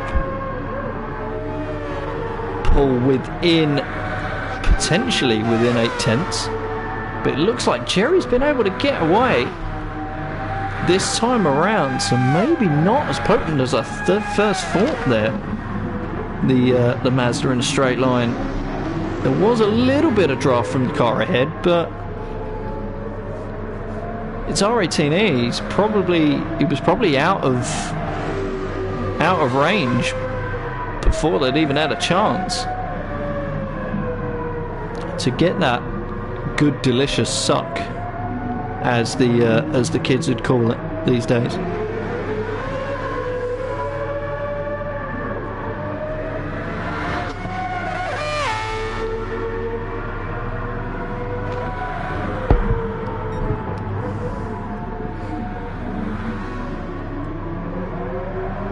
I'm looking on the mini-map to see if there's any other battles on track that I should be looking at right now, but this one seems to be the most prevalent.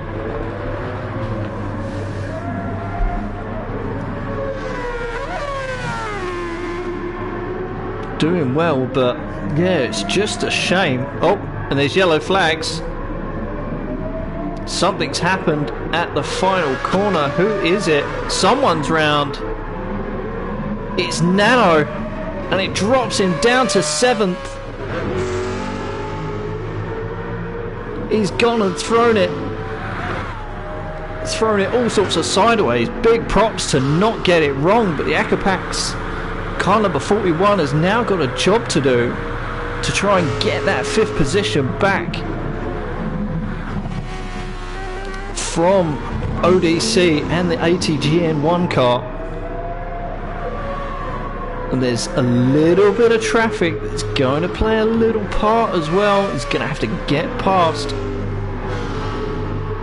the... Brain's gone. Brain's gone. I've got 5 AM brain right now. The Roadrunner's car, SJB. Is he going to let him through?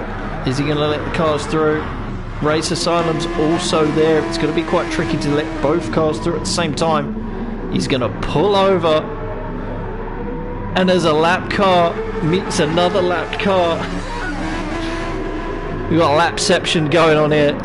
Trafficception.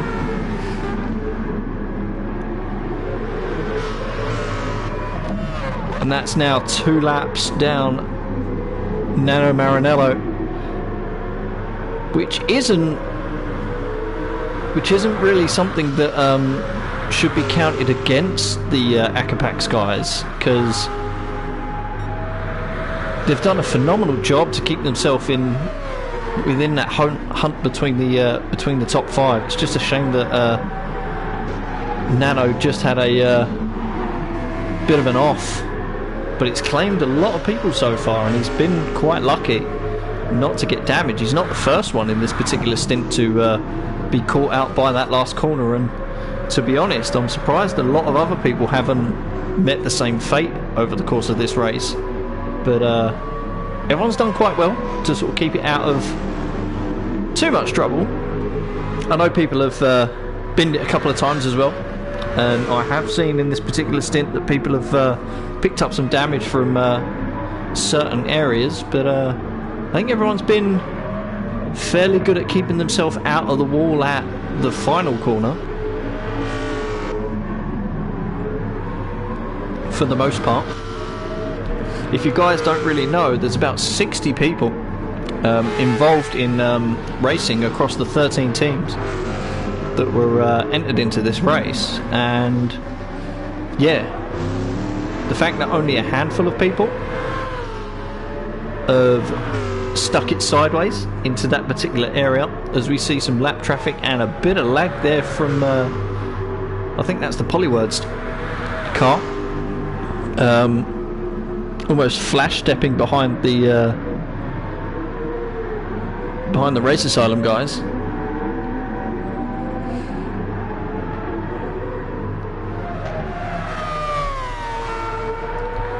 But Maranello showing his class, showing his pace on the back of, well, gaining almost hand over fist on Damien there, almost 2 or 3 tenths. Just pulled out of that particular section, almost half a second pulled in just one set of corners. Nano Maranello is on an absolute charge right now, trying to get back that 5th position that he so definitely deserved there for Acapax Racing. Getting a bit squirrely out of there. Yep, I've done that a few times in the last 18 hours. Well, we're coming up to hour 20 of this race and of this charity event for Acapax Fuji 24 hour. I don't know if the mods can probably get a link for the Just Giving page. If anyone's able to do that, that would be much appreciated. I weren't able to get things set up in time to put it in the description on the YouTube channel. It's a bit of a shame, but if you guys want to, I can try and find out whether or not. Oh, getting a bit squirrely there. Acapax Racing probably trying to tell Maranello to push without being too reckless, and I don't think reckless is in Nano's vocabulary at this point. Just seeing there another message pop up. We're going to have to see that. Look, justgiving.com /fundraising. So if you guys want to donate to the Race Against Dementia charity, it would be very much appreciated. We are already at 76%. £575 has been raised so far, and we're not even at the 20. Well, we're now officially at the 20-hour mark of this event. So if anyone wants to be generous enough to do it, I'll contribute once I've had my stint on here. I'll be going to that particular page and donating some money towards it. I won't tell you how much, but it will be quite a generous offer, and I'm hoping we can reach that next milestone before the end. And Nano Maranello already can smell the fumes coming off of the back of ODC Damien Black as he is pounding around the circuit, being allowed through by the 787 car. Maybe going to get involved, but it isn't going to be as big of an issue as they think. Dives it on the inside. Such confidence in the car. And Nano Maranello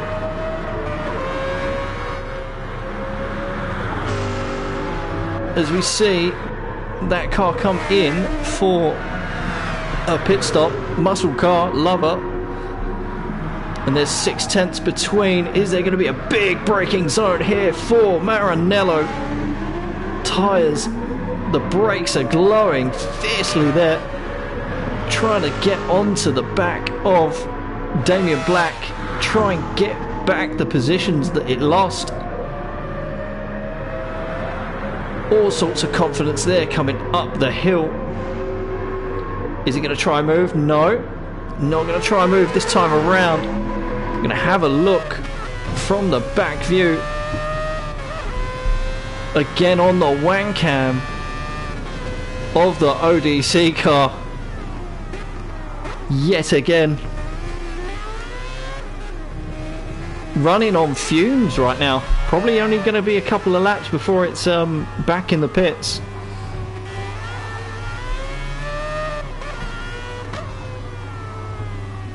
And there's a 3.4 second difference between Jerry Bear, but that's not the threat that Damien Black's got at the moment. Is he going to allow the pass to happen on track, or is he going to come into the pits now? It looks like he may just... Nope, not going to come into the pits this time round. He's going to allow his car to be an absolute rocket ship down the straight and hold off for another lap. The difference in pace not quite making the difference yet between the Akapax car and the ODC racing team. Going mega defensive almost for no reason in particular. Maybe got a little bit squirrely, I couldn't really tell.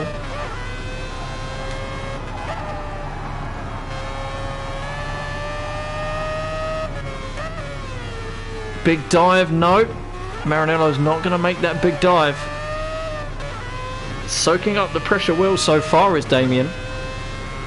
I feel like I've been on board with this guy for quite a good number of laps actually. I think he's been in the thick of the fight so far in this particular stint. And I mean, if the team don't mind it, don't mind all this coverage, I am happy to give it to him. But Nano is all over the back of that car, a little bit too squirrely as the downforce makes its mark. As the lack of downforce and the dirty air makes its mark on the car, just allows Damien Black to survive another stint maybe. Is there going to be a big dive? 3/10, 2/10. Is there going to be a big lunge? Looks like there might be, but it's not going to be enough. Nano Maranello just not quick enough, not able to get the exit out of the corner that he needs. That car too fast in a straight line. ODC Damien Black. That Mazda 787 proving to be very problematic on the straights for the Sauber. It seems like a very common thing, but almost looked like there was going to be a dive down the inside. Maybe a bit of phantom touching there, as the car looked like it absolutely propelled through the mid corner. Down on the brakes, almost able to get a nose in, but Nano Maranello not able to get that car stopped alongside. Not as brave on the brakes as you maybe would have thought. 7/10 now, and he's gonna pull a dive. Such better confidence, better pace on the tyres. Running on fumes though, almost must be time to come in. I really do hope that Damien Black doesn't forget that he's actually almost about to run out of fuel, because that would just be heartbreak. No big dives out of Maranello. He's able to just survive for another lap. This must be killing Nano's momentum so far. Was doing 25s right up until Damien showed up, and now he's been halted down by almost a second a lap. Caught him hand over fist. But that's the problem. When a car's got an advantage in a certain part of the track, you just can't seem to get round it. I had that in particular with Sinister in one of my stints. Took me about 3 or 4 laps before I was able to really sort of like get under him and get away from him. I think in the end he just let me through. I won't go into the details of that one because still a bit of a sore subject, but oh, someone's sticking a nose in. Maranello's just trying to stick a nose in. Akapak's racing, having a humdinger of a battle, able to get a very good exit there. Damien Black maybe just got ever so slightly on the AstroTurf. He's made him vulnerable. He's going into the pits. He's gonna let him go. It's probably a good idea. Damien Black almost out of fuel. Good idea to come in at that time, but very well done to keep Maranello's charge very much humbled. Speaking of the humble guys, 5 seconds the difference. Either an issue. Lap 84. Bit of a problem there. Wonder what happened. Can't go back on the replay, but looks like he may have been pushing a little bit too hard. Almost an unscheduled stop by the looks of it. 5 seconds the gap. Herimop and Mr. Slowly are also a little bit more spaced out. Jerry Bear is the next one in line for Maranello's wrath. ATG car, ATG N1, number 24. Next on Maranello's list to get around, but oh, he's almost put it in the wall. Coming into the final corner, gets all over that front, all over the inside curb.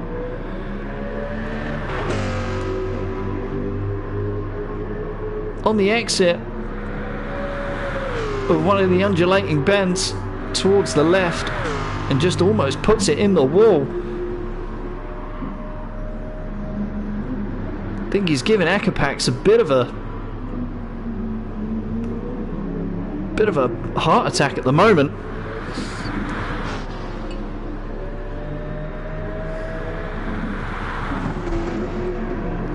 And he's mounting a charge again, but that was definitely close.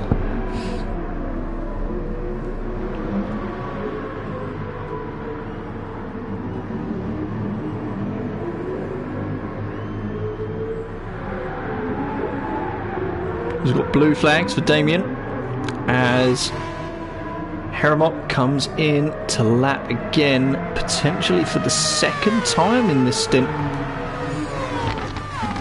Rob is some ways away as well. There's a big difference between the between 7th and 8th at the moment. 3 minutes 42 off the lead for Damien Black, and then the next car behind him 5 minutes and 9. I don't think I've seen too many issues between these cars, but Sticky Bandit I know has had some problems. I know has had maybe some issues on his particular stint. Danker, relatively quiet race, lapping in the 128s, 129s. So it's about expected for the American outfit, for the humble guys. Muscle Car Lover looked like he was in a fight with the Roadrunner car for a number of laps. It looks like he might be on the charge again for them, but bit of a golf. Oh, as SJB comes in, he's on fumes, no wonder. Allows Muscle Lover to come through.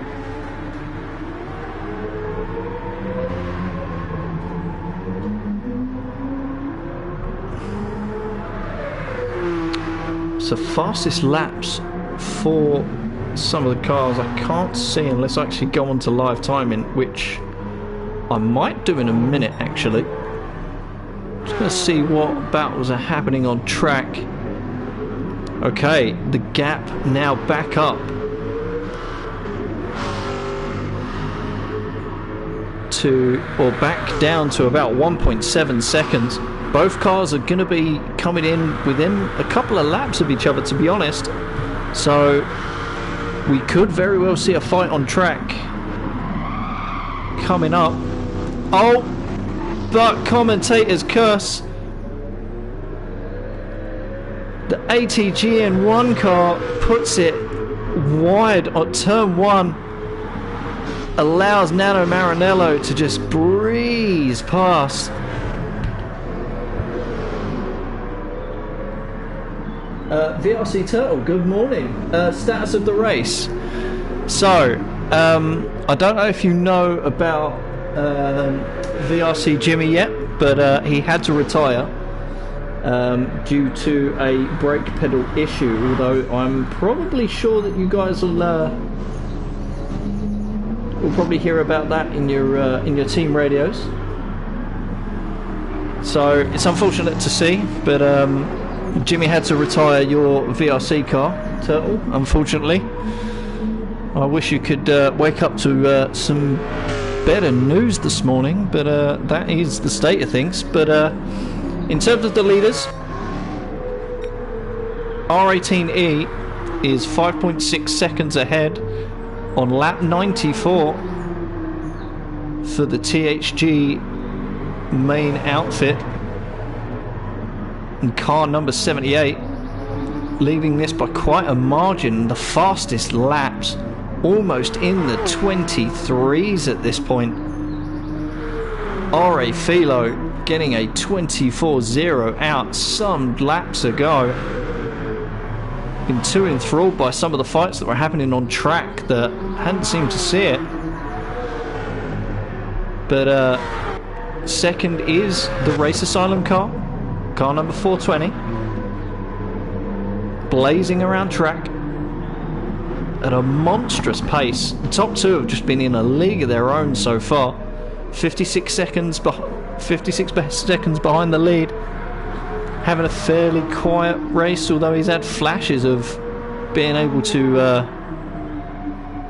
do some running, is the number 56 Clockwork Motorsport car. Haramok doing a good job there. R18E coming into the pits on this lap as we speak, as does Rob for the P1 Racing Community team. Mr. Slowly has been ebbing and flowing between Haramok for the last 2 hours, but it seems like that gap has been slowly and steadily increasing between the two since the hour mark. Getting a little bit squirrely there for the Full Throttle Racing outfit. Just managed to pass ODC Black. Maranello and Jerry Bear coming in 5th and 6th, but 3 minutes down on the leaders. Testament to the pace of the top two here. Incredible. But Jerry Bear, Nano Maranello in that fight for 5th in this stint. ODC Black is probably going to be there as well, as in comes probably Mr. Slowly and Haramok. It is lap 94. This is probably the last scheduled stop for those guys, and we're going to have one hell of a fight for 7th. 8th position, we've got the P1 Racing Community, car number 73, Muscle Car Lover in the 787 car, which is, I can't remember.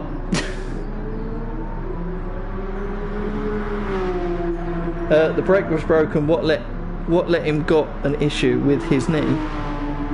Not sure what you mean by that, Turtle, but I'm going to try and go back to the battle that's currently happening on track, but I'm just going to quickly go through the order. Muscle Car Lover in the 787 car.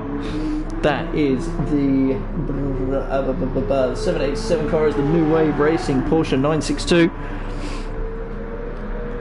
And then we've got the Mazda 787 driven by the Roadrunners Meet team. And the THG American outfit in 11th. In 10th was the Meet car. Danker, and then Sticky Bandit in the Polywords Racing car number 80. which I also believe is a THG car, but I'm not too sure there.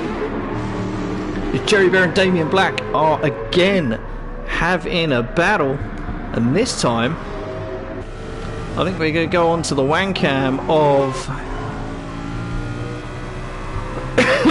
Jerry Bear this time, as Philo comes into the pits for his last potentially scheduled stop.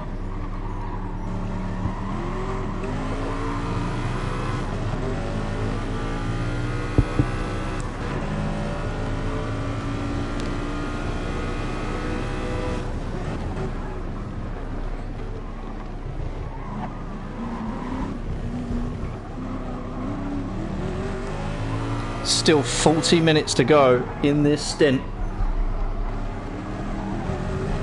and it's felt like it's breezed by.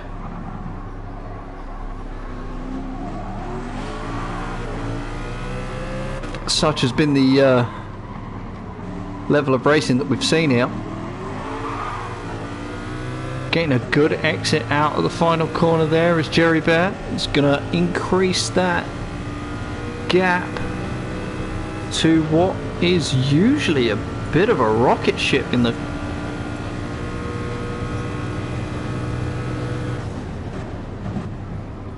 Oh, as I've just seen group disqualification for entering the lobby aggressively. Okay, group, want me to get you out of the lobby now?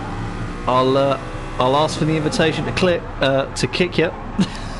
But as the gap goes out to 1 second between Jerry Bear and Damien Black, 4.5 seconds between Jerry Bear and Maranello.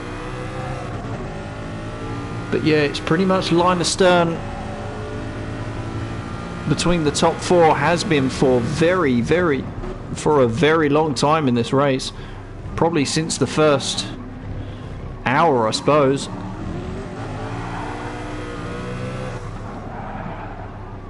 In this particular stint, trying to get rid of the penalty there is Jerry Bear. Not quite able to do so, actually. Oh, now it is. Now it's gone. But the gap is to about a second, as very brave on the brakes goes Damien Black there.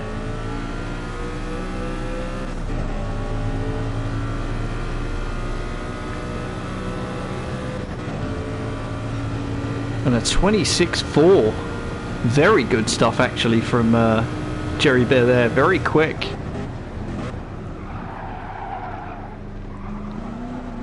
Very good to be in the 26s, especially at this stage of the race. There's a 26.4 there for Damien as well. He's just fallen off a little bit in this particular battle, so we're gonna cut away and see if we can find someone else.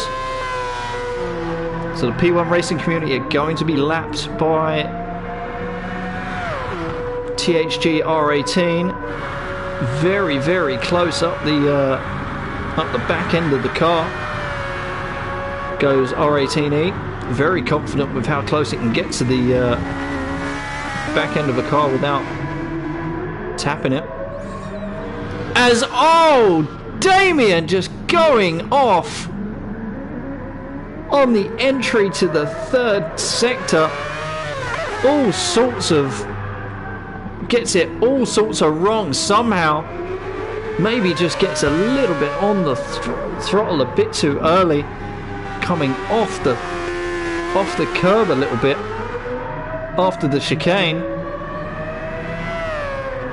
Would go back and see the replay, but unfortunately I don't have my keyboard attached to the stream or the PS4 at the moment, so I'm slightly unable to go back on replays.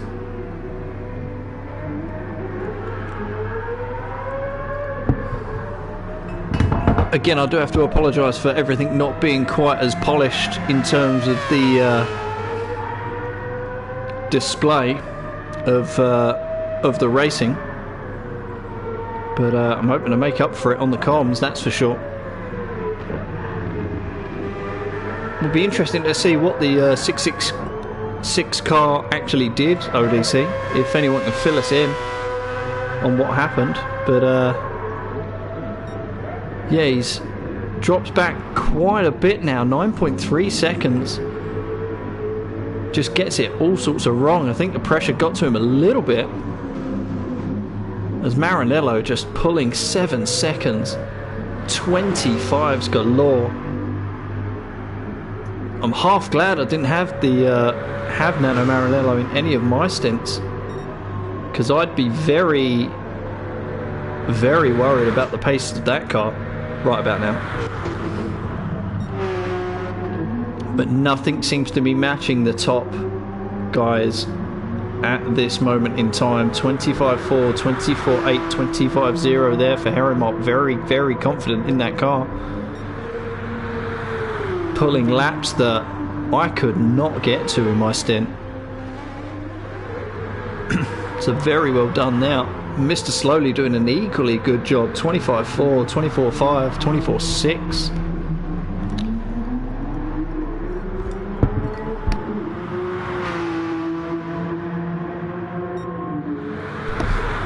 Oh, goodness me. I think my throat's getting a little bit sore.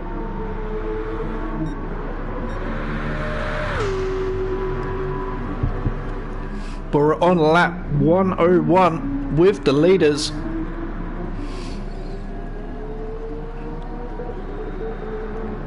A fine display there. Both cars actually getting a little bit squirrely in turn 1.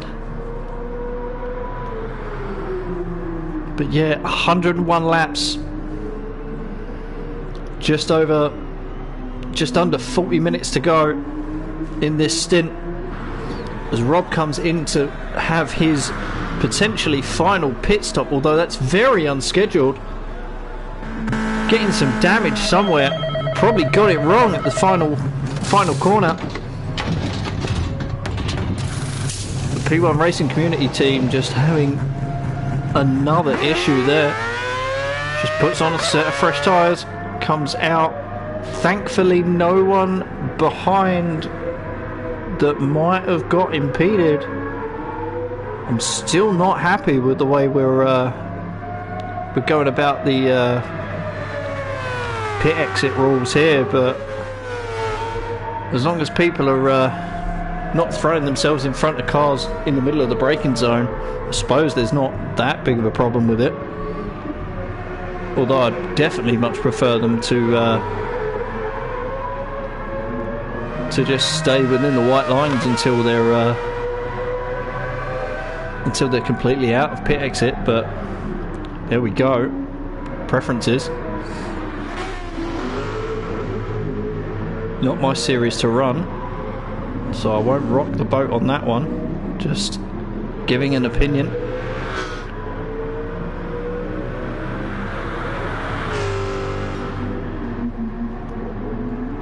As we come up to it, another 25 laps to go in the stint, and the leaders put in Herimop almost a minute down. Could be in potential of being lapped. Potential of R18E to lap the field here is very, very strong. I don't think he's quite going to be able to do it, but I won't be surprised if he does. He's putting a gargantuan effort there. But what are we seeing on track at the moment? I think everyone's quite spread out now. So I think the action is stagnating in terms of like battles on track.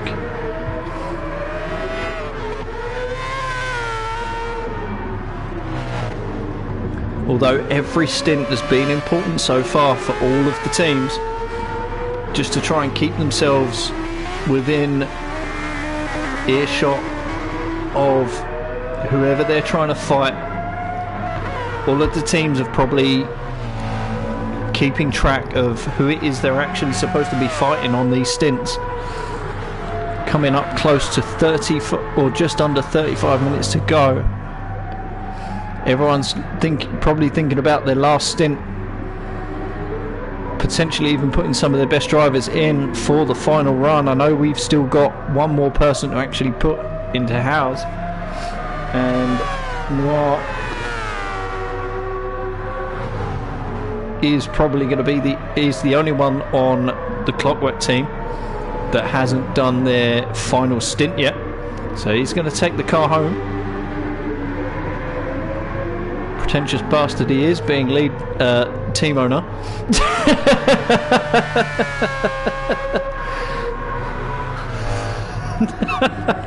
I'm only joking, Noir, if you're still here listening.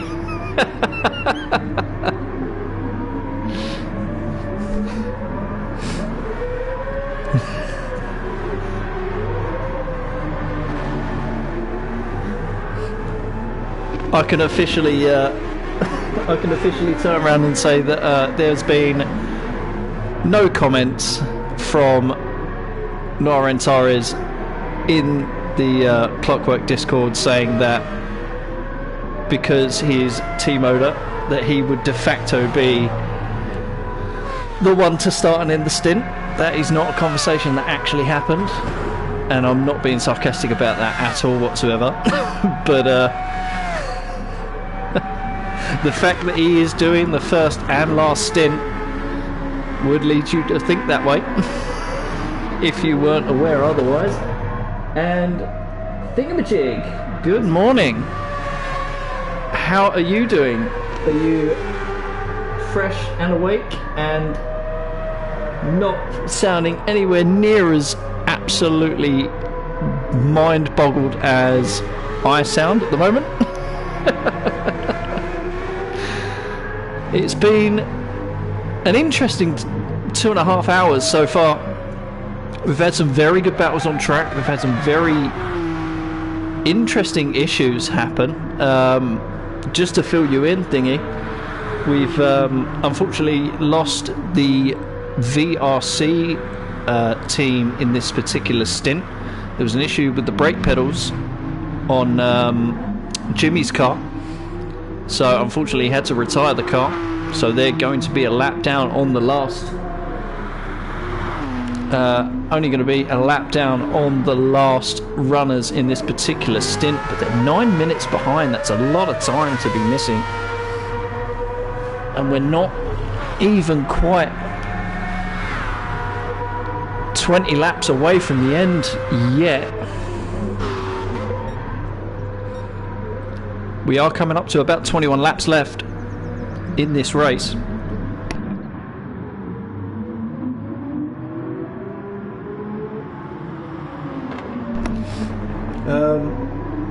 Only just awake, you sound great. I sound like my throat's about to disappear. I'm definitely feeling the effects of not doing any streaming myself for quite some time.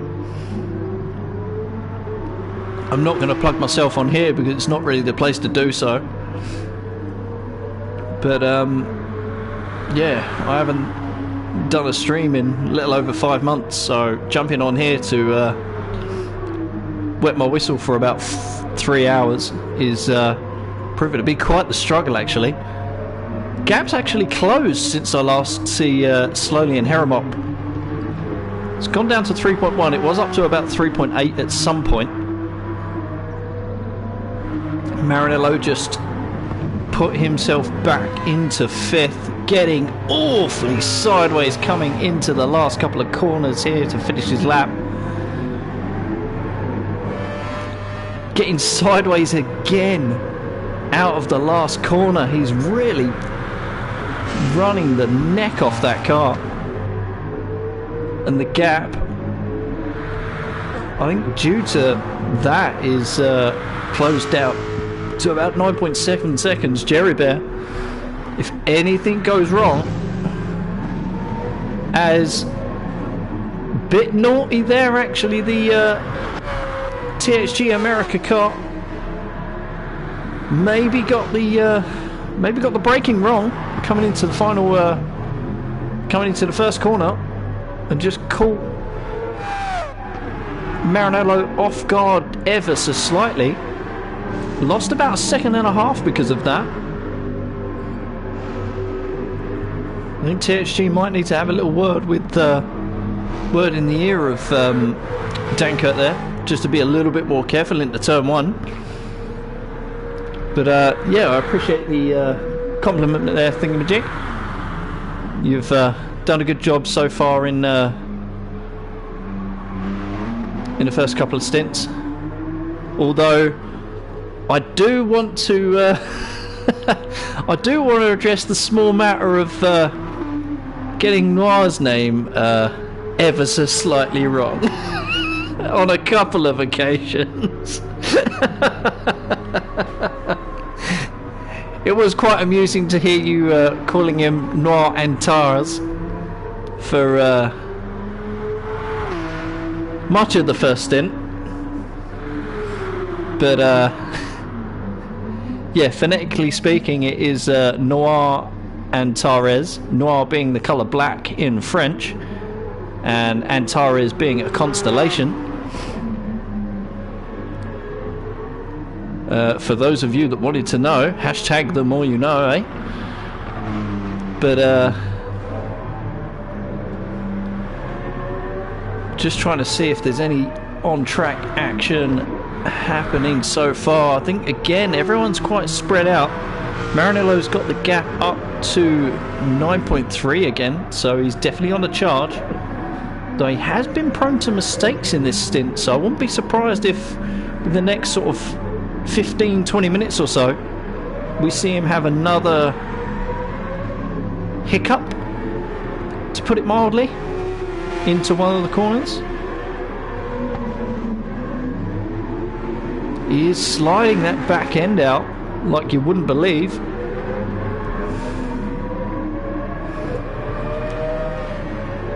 And it feels like my throat is slightly on fire. It's a fancy pants name, Thingamajig. Possibly. Although I was starting to get a little bit worried that you was going to commentate on one of my stints and start calling me Storm Pacher or something fancy.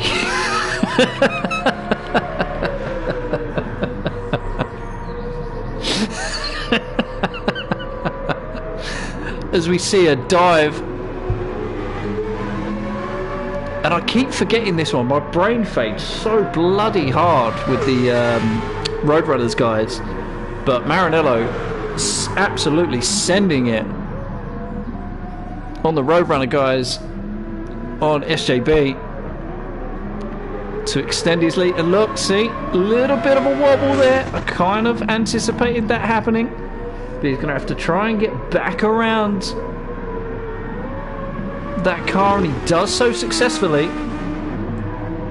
But again, he's just throwing the car around and just throwing time down the drain. They might want to tell Nano to just, for lack of a better term, calm his tits a bit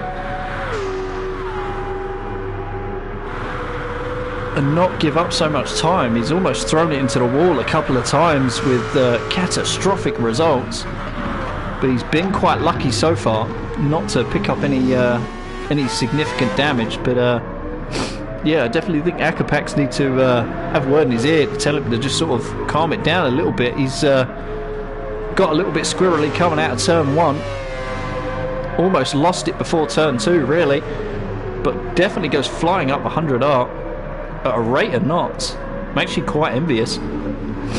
Jerry Bear's having a good run as well, but he might have to let it go because he does have the Clockwork Motorsport car in his rear view. He might have to just let the position happen. Oh no, he's going to get it squirrely. That's going to cause a bit of an issue there. Is he going to chop the nose off? No, he's going to let him go, but he is going to try and fight back again. This is a little bit dicey. He is a lapped car after all. He can't really be fighting like that. There is 11-second gap between himself and Damien, so there's no need to be so reckless. I could probably say the same about the other two, but there is a 1.9 second difference, and it's borderline impeding.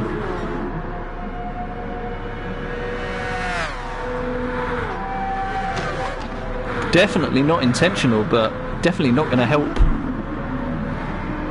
Hermop try and get away on this stint. As he comes up to the Polywords racing outfit, trying to gap Mr. Slowly, who seems to have picked up the pace quite a bit. Dives up the inside there, very, very confident on brakes going into there. 1.8 seconds now is the difference. Starting to quickly become a race between Slowly and Hermop, but looks like we may see some action between these two, so we'll just keep on for now until we know the gaps are gonna spread out again. But we'll see if anything happens. Potentially even go onto the wang cam of the Clockwork car and just see whether or not that gap just increases.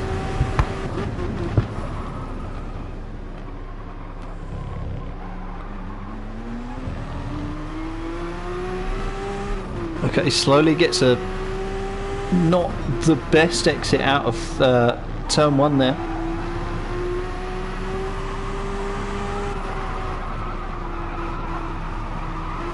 And we've got just over 20 minutes left of this stint 7. As the car goes very, very wide and very squiggly. You could just see it on the track map on the left, on the right hand side there, looking at Hermop's viewpoint. And it's the Roadrunners car just getting all sorts of squirrely. He's going to pull out of the way. He has done for a while. Much appreciated there from the Clockwork team to get out of the way. And I think a lot of other teams have been quite courteous and been quite appreciative of doing that. They don't necessarily have to just dive out the way like that. I had stressed that to someone before. I had a quiet word in the ear with someone earlier on about that. You don't necessarily have to dive out of the way, but if you can facilitate the pass, it is going to be very much appreciated by the front runners or anyone that's trying to lap. As the gap down to 1.3 seconds, we're going to go on board with Slowly here.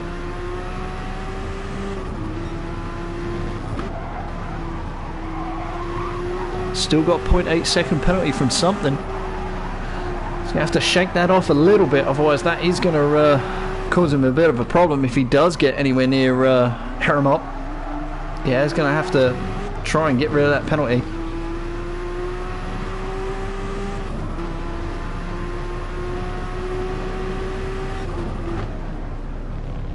There's been 112 laps in this race so far. Almost 113 actually from the guys that are a minute up the road. And the gap, 3.6 seconds between the leaders. This has been a very, very interesting battle. You've got 2 leagues of driver here. The top 2 have been in a league of their own, as well as the second 2, to be perfectly honest.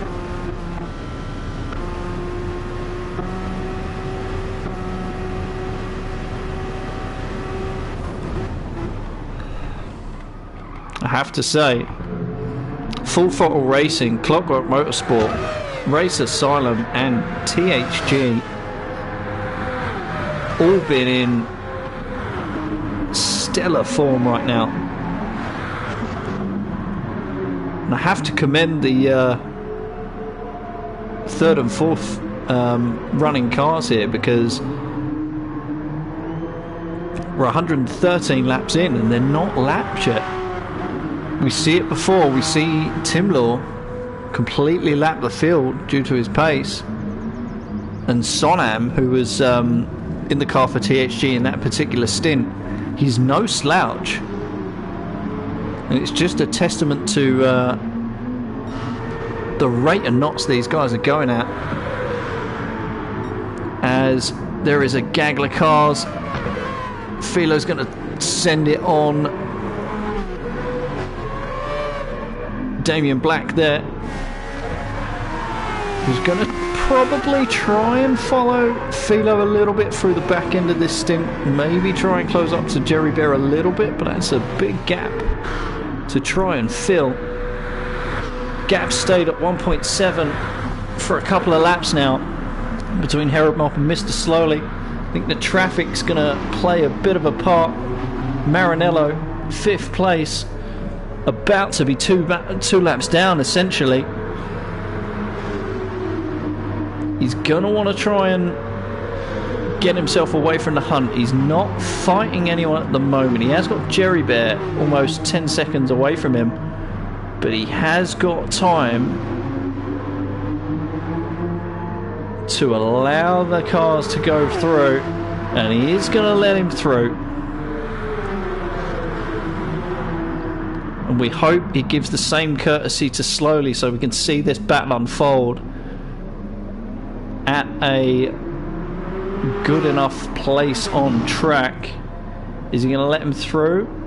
Oh, this set of corners is very tricky to allow cars to go through, but I think he has.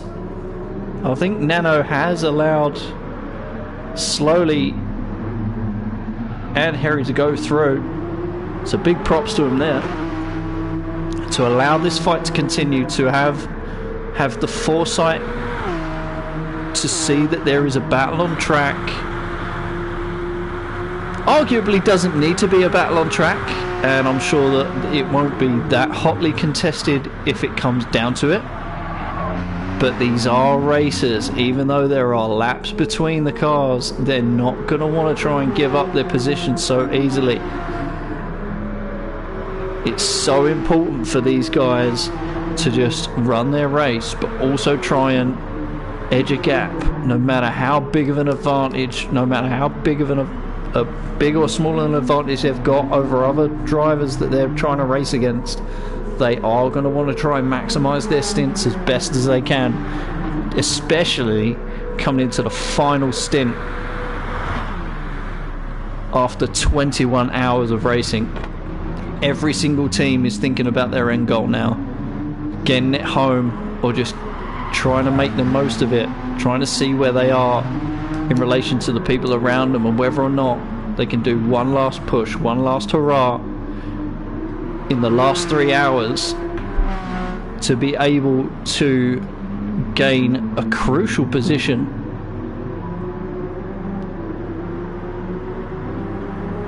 As much as this is a charity event, these guys have very much been practicing and getting things set up so that they're doing their utmost best to put on a show. And I'll be honest, these guys have very, very much succeeded in that aspect. I have not seen any real stagnation for too long, actually, in this stint, and it's still 1.7 seconds the gap between Heramop and Mr. Slowly. One wrong foot in the grass, one errant tyre in the asphalt, or on the AstroTurf. They want to keep it on the asphalt, but if they put it in the runoff, could be game over for whatever plan they have for the last 10 laps of this race, or the last 10 laps of this stint, I should really say.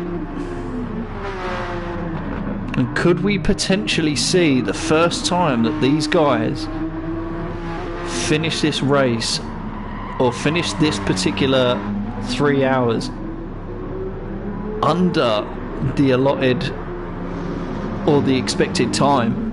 Are we going to see THG R18E beat the clock a little bit and finished the 126 laps prescribed in under 3 hours. It looks like it's a bit of a possibility at this stage, and it'd be mega impressive if he does. It's definitely testament to the way they've been able to run so smoothly, so consistently, and so quickly to be able to do that. The gap is 2.9, but there's a bigger fight coming on around the corner. It's 1.6, 1.5 now between Heremop and Slowly. There's no other fights on track. It is 5.7 seconds between Jerry and Nano.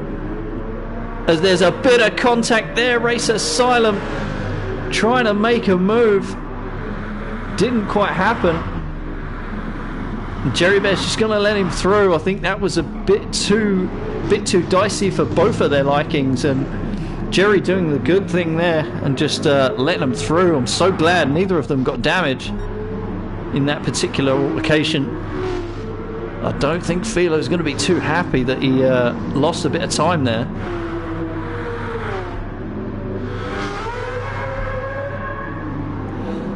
But Jerry's charge on Maranello is going to halt as well. They've been fairly close on pace, although Maranello's been not really doing the lap times that he needs. And there's yellow flags in first sector. What's happened there? Can we see it? Can we see what's potentially happened? No. We've managed to miss that entirely. It's a shame. Just trying to see which car it was. And the gap's gone to 5.5 seconds, or 5.2 seconds. FTR, Mr. Slowly, is just... I said it before. One wrong move in the last sort of 15-20 minutes of this stint, and whatever battle you was trying to have on track can come a cropper, and it has for Mr. Slowly there. Probably had a bit of an off, bit of a wobbler. Would have had to have been a fairly big wobbler to lose 3 seconds, or 3.5 to 4 seconds there, but the gap now up to 5.5 between those two. And the only other closest thing on track at the moment is the gap between R18E and Philo.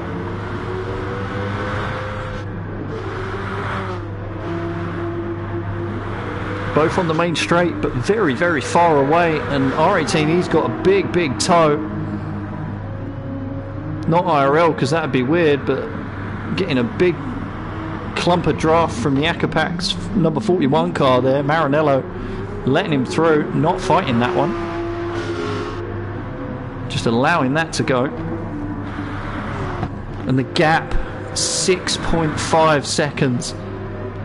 Jerry is trying to close down on Maranello. Is he going to do it? I'm not too sure he can, but I'd love to see it. Although Nano's back in clean air now, so it could possibly be a case of he's going to be able to extend that gap, and he is.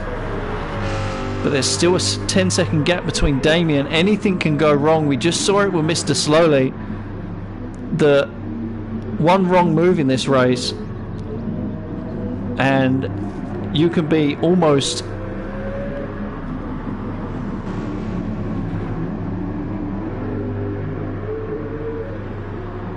swallowed up.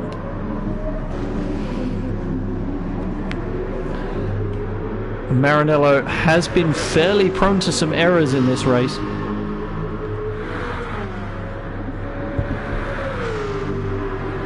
He's also getting blue flags as well from the Race Asylum, or for the Race Asylum car, who I thought was actually a lot closer than they were.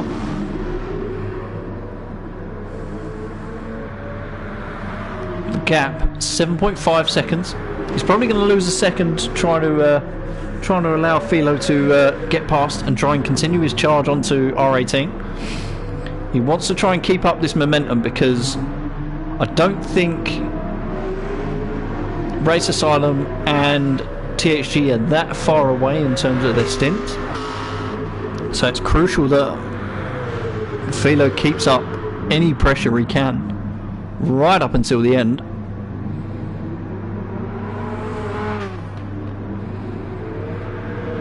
But it's probably going to be important for Maranello to try and just acknowledge that he's got a gap to Jerry Bear that he can consolidate and not throw away by making mistakes. 7.2 seconds. And he looked very squirrely through the last sector. He's looked quite squirrely out of a lot of the corners. I think I mentioned it before, he must be on some on a higher differential acceleration sensitivity to get that car absolutely out of the corner and rotated on throttle. This car's been very, very squirrely at the back. It's no wonder that his tyre wear has been fairly even between it. Normally you have, normally we've been seeing some bias on the front degradation of the tyres here, but everyone's seeming to have, seeming to be on their last laps here. See if there's any other fights potentially going on. Dankert closing down on SJB 1973 here in the Mazda. That could potentially be one to watch. Hoping that things don't go wrong there. I think SJB's trying to put on the pace here at the moment. Fairly even on tyre and fuel, so this is just a straight out fight in terms of lap times. They're 9 minutes away from the leaders, testament to the pace. And like I see in the chat from Adam, those lap times, they're both animals. Yep, Philo and R18E have been very much the class of the field. But I definitely want to say, Haremop and Slowly not being lapped by these two, going at their monstrous pace, is an achievement in and of itself. Like, I can't state it enough how good of a drive Slowly and Haremop have had to not get lapped by these guys, because you look at the rest of the field and it's 4 minutes 20 to fifth. So for only 1 minute and 20 for the first four cars, for the top four cars to be on the lead lap, is a big props that needs to go to all four of those teams for having drivers in this stint that are capable of just being at that level. I sure as hell won't. I'd probably be like a lap down minimum. I'd probably be close to being 2 laps down at this point, to be perfectly honest. So I'm kind of glad that I'm not in this stint. The gap to Maranello, 7.7. We are going to go back to that battle between Danker and SJB, because Danker is trying to get himself onto the back of SJB there. Gap looks like it's stagnated to about 2.8. We're going to keep on it. We might go back to the leaders at some point, because we are going into lap 24. Fuel's starting to be a problem now. Not necessarily for Haremop, because he's a mad lad and he's been able to just maintain the fuel. Absolute nutter. Being able to keep the fuel like he is. But 2.8 going into lap 125 in about 30 seconds time, I guess. But we are going to try and go back to the race between Danker and SJB, and the gap is now 2.3 seconds. Danker having a last charge in the Nissan on the Mazda, and this might be one hell of a last couple of laps for these two. I don't think it'll be enough, but he's gonna bloody try. 3 seconds the gap, and it jumps right back to 2.3. So I don't want to pull away from this, just in case something happens.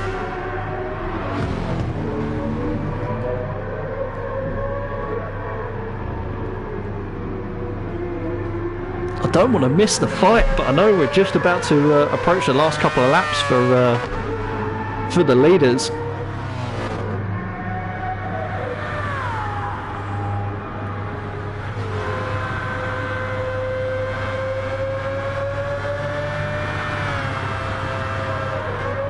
Getting 204 mile an hour down that straight.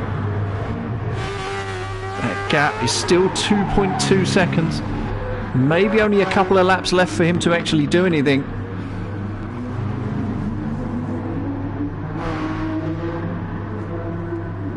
.8 seconds, 9 seconds the gap, 9.3. What's gone on there? Mr. Slowly is almost about to be lapped. As the final lap of the race comes in, Mr. Slowly in danger of being lapped here. And if I know R18 like I do, he's gonna want to lap him. He's gonna want to do it. He is gonna be on an absolute charge to try and make it happen.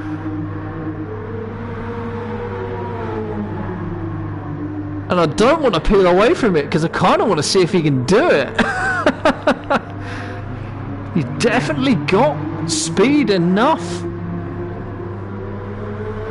over him to do it, Mr. Slowly. Is he gonna be able to? R18, he's gonna send it, and he's got it. And Mr. Slowly, one lap down now. That's unfortunate. It's taken until the last lap of the race for that to happen. And I think he's not quite letting him through. But we're just going to have a quick look at SJB. No, 2.2 seconds between that.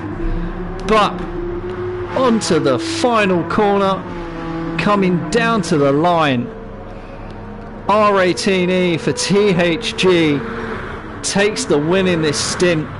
Slowly comes across the line, and so does Theo. 3 seconds the gap after 3 hours. That is insane. Hermop comes through as we see Nano Maranello come through to take the checkered. Muscle Car Lover a few seconds after. Who are the guys on track at the moment? Next person to come through to cross the line, Damien Black, done a really good job. Jerry Bear as well. SJB managed to hold the charge at Danker right until the end, 1.2 seconds. Good job from them, as we have P1 Rob getting P8 there.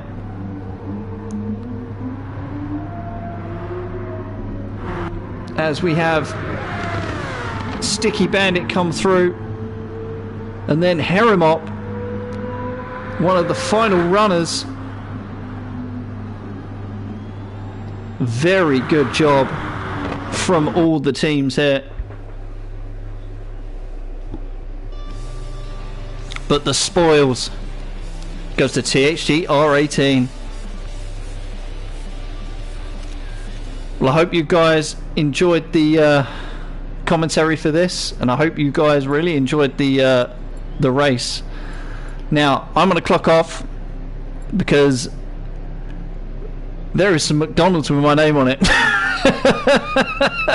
And I am going to go and get it. Well done to all of the drivers in this stint. Very particularly tough, especially given that it is 7 o'clock in the morning and very early for both the Brits and the Americans and the Canadians and the Germans, like, and the European guys. So very well done to anyone that's been driving in this, because it's very late. Very good. Just going to have the final race results there.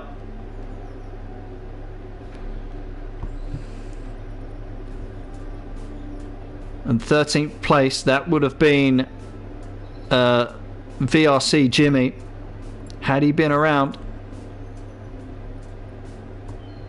There we go, the final standings. And 2:59.34 and 2:59.37 from the top two. The only two drivers that have been able to go under that hour mark.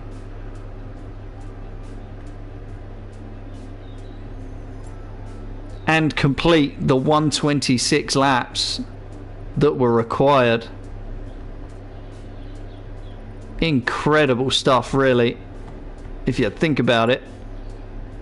And I'm going to take a bit of a snapshot for that for our own pleasure. And guys, hop on over to Stint 8 and I will catch you all next time.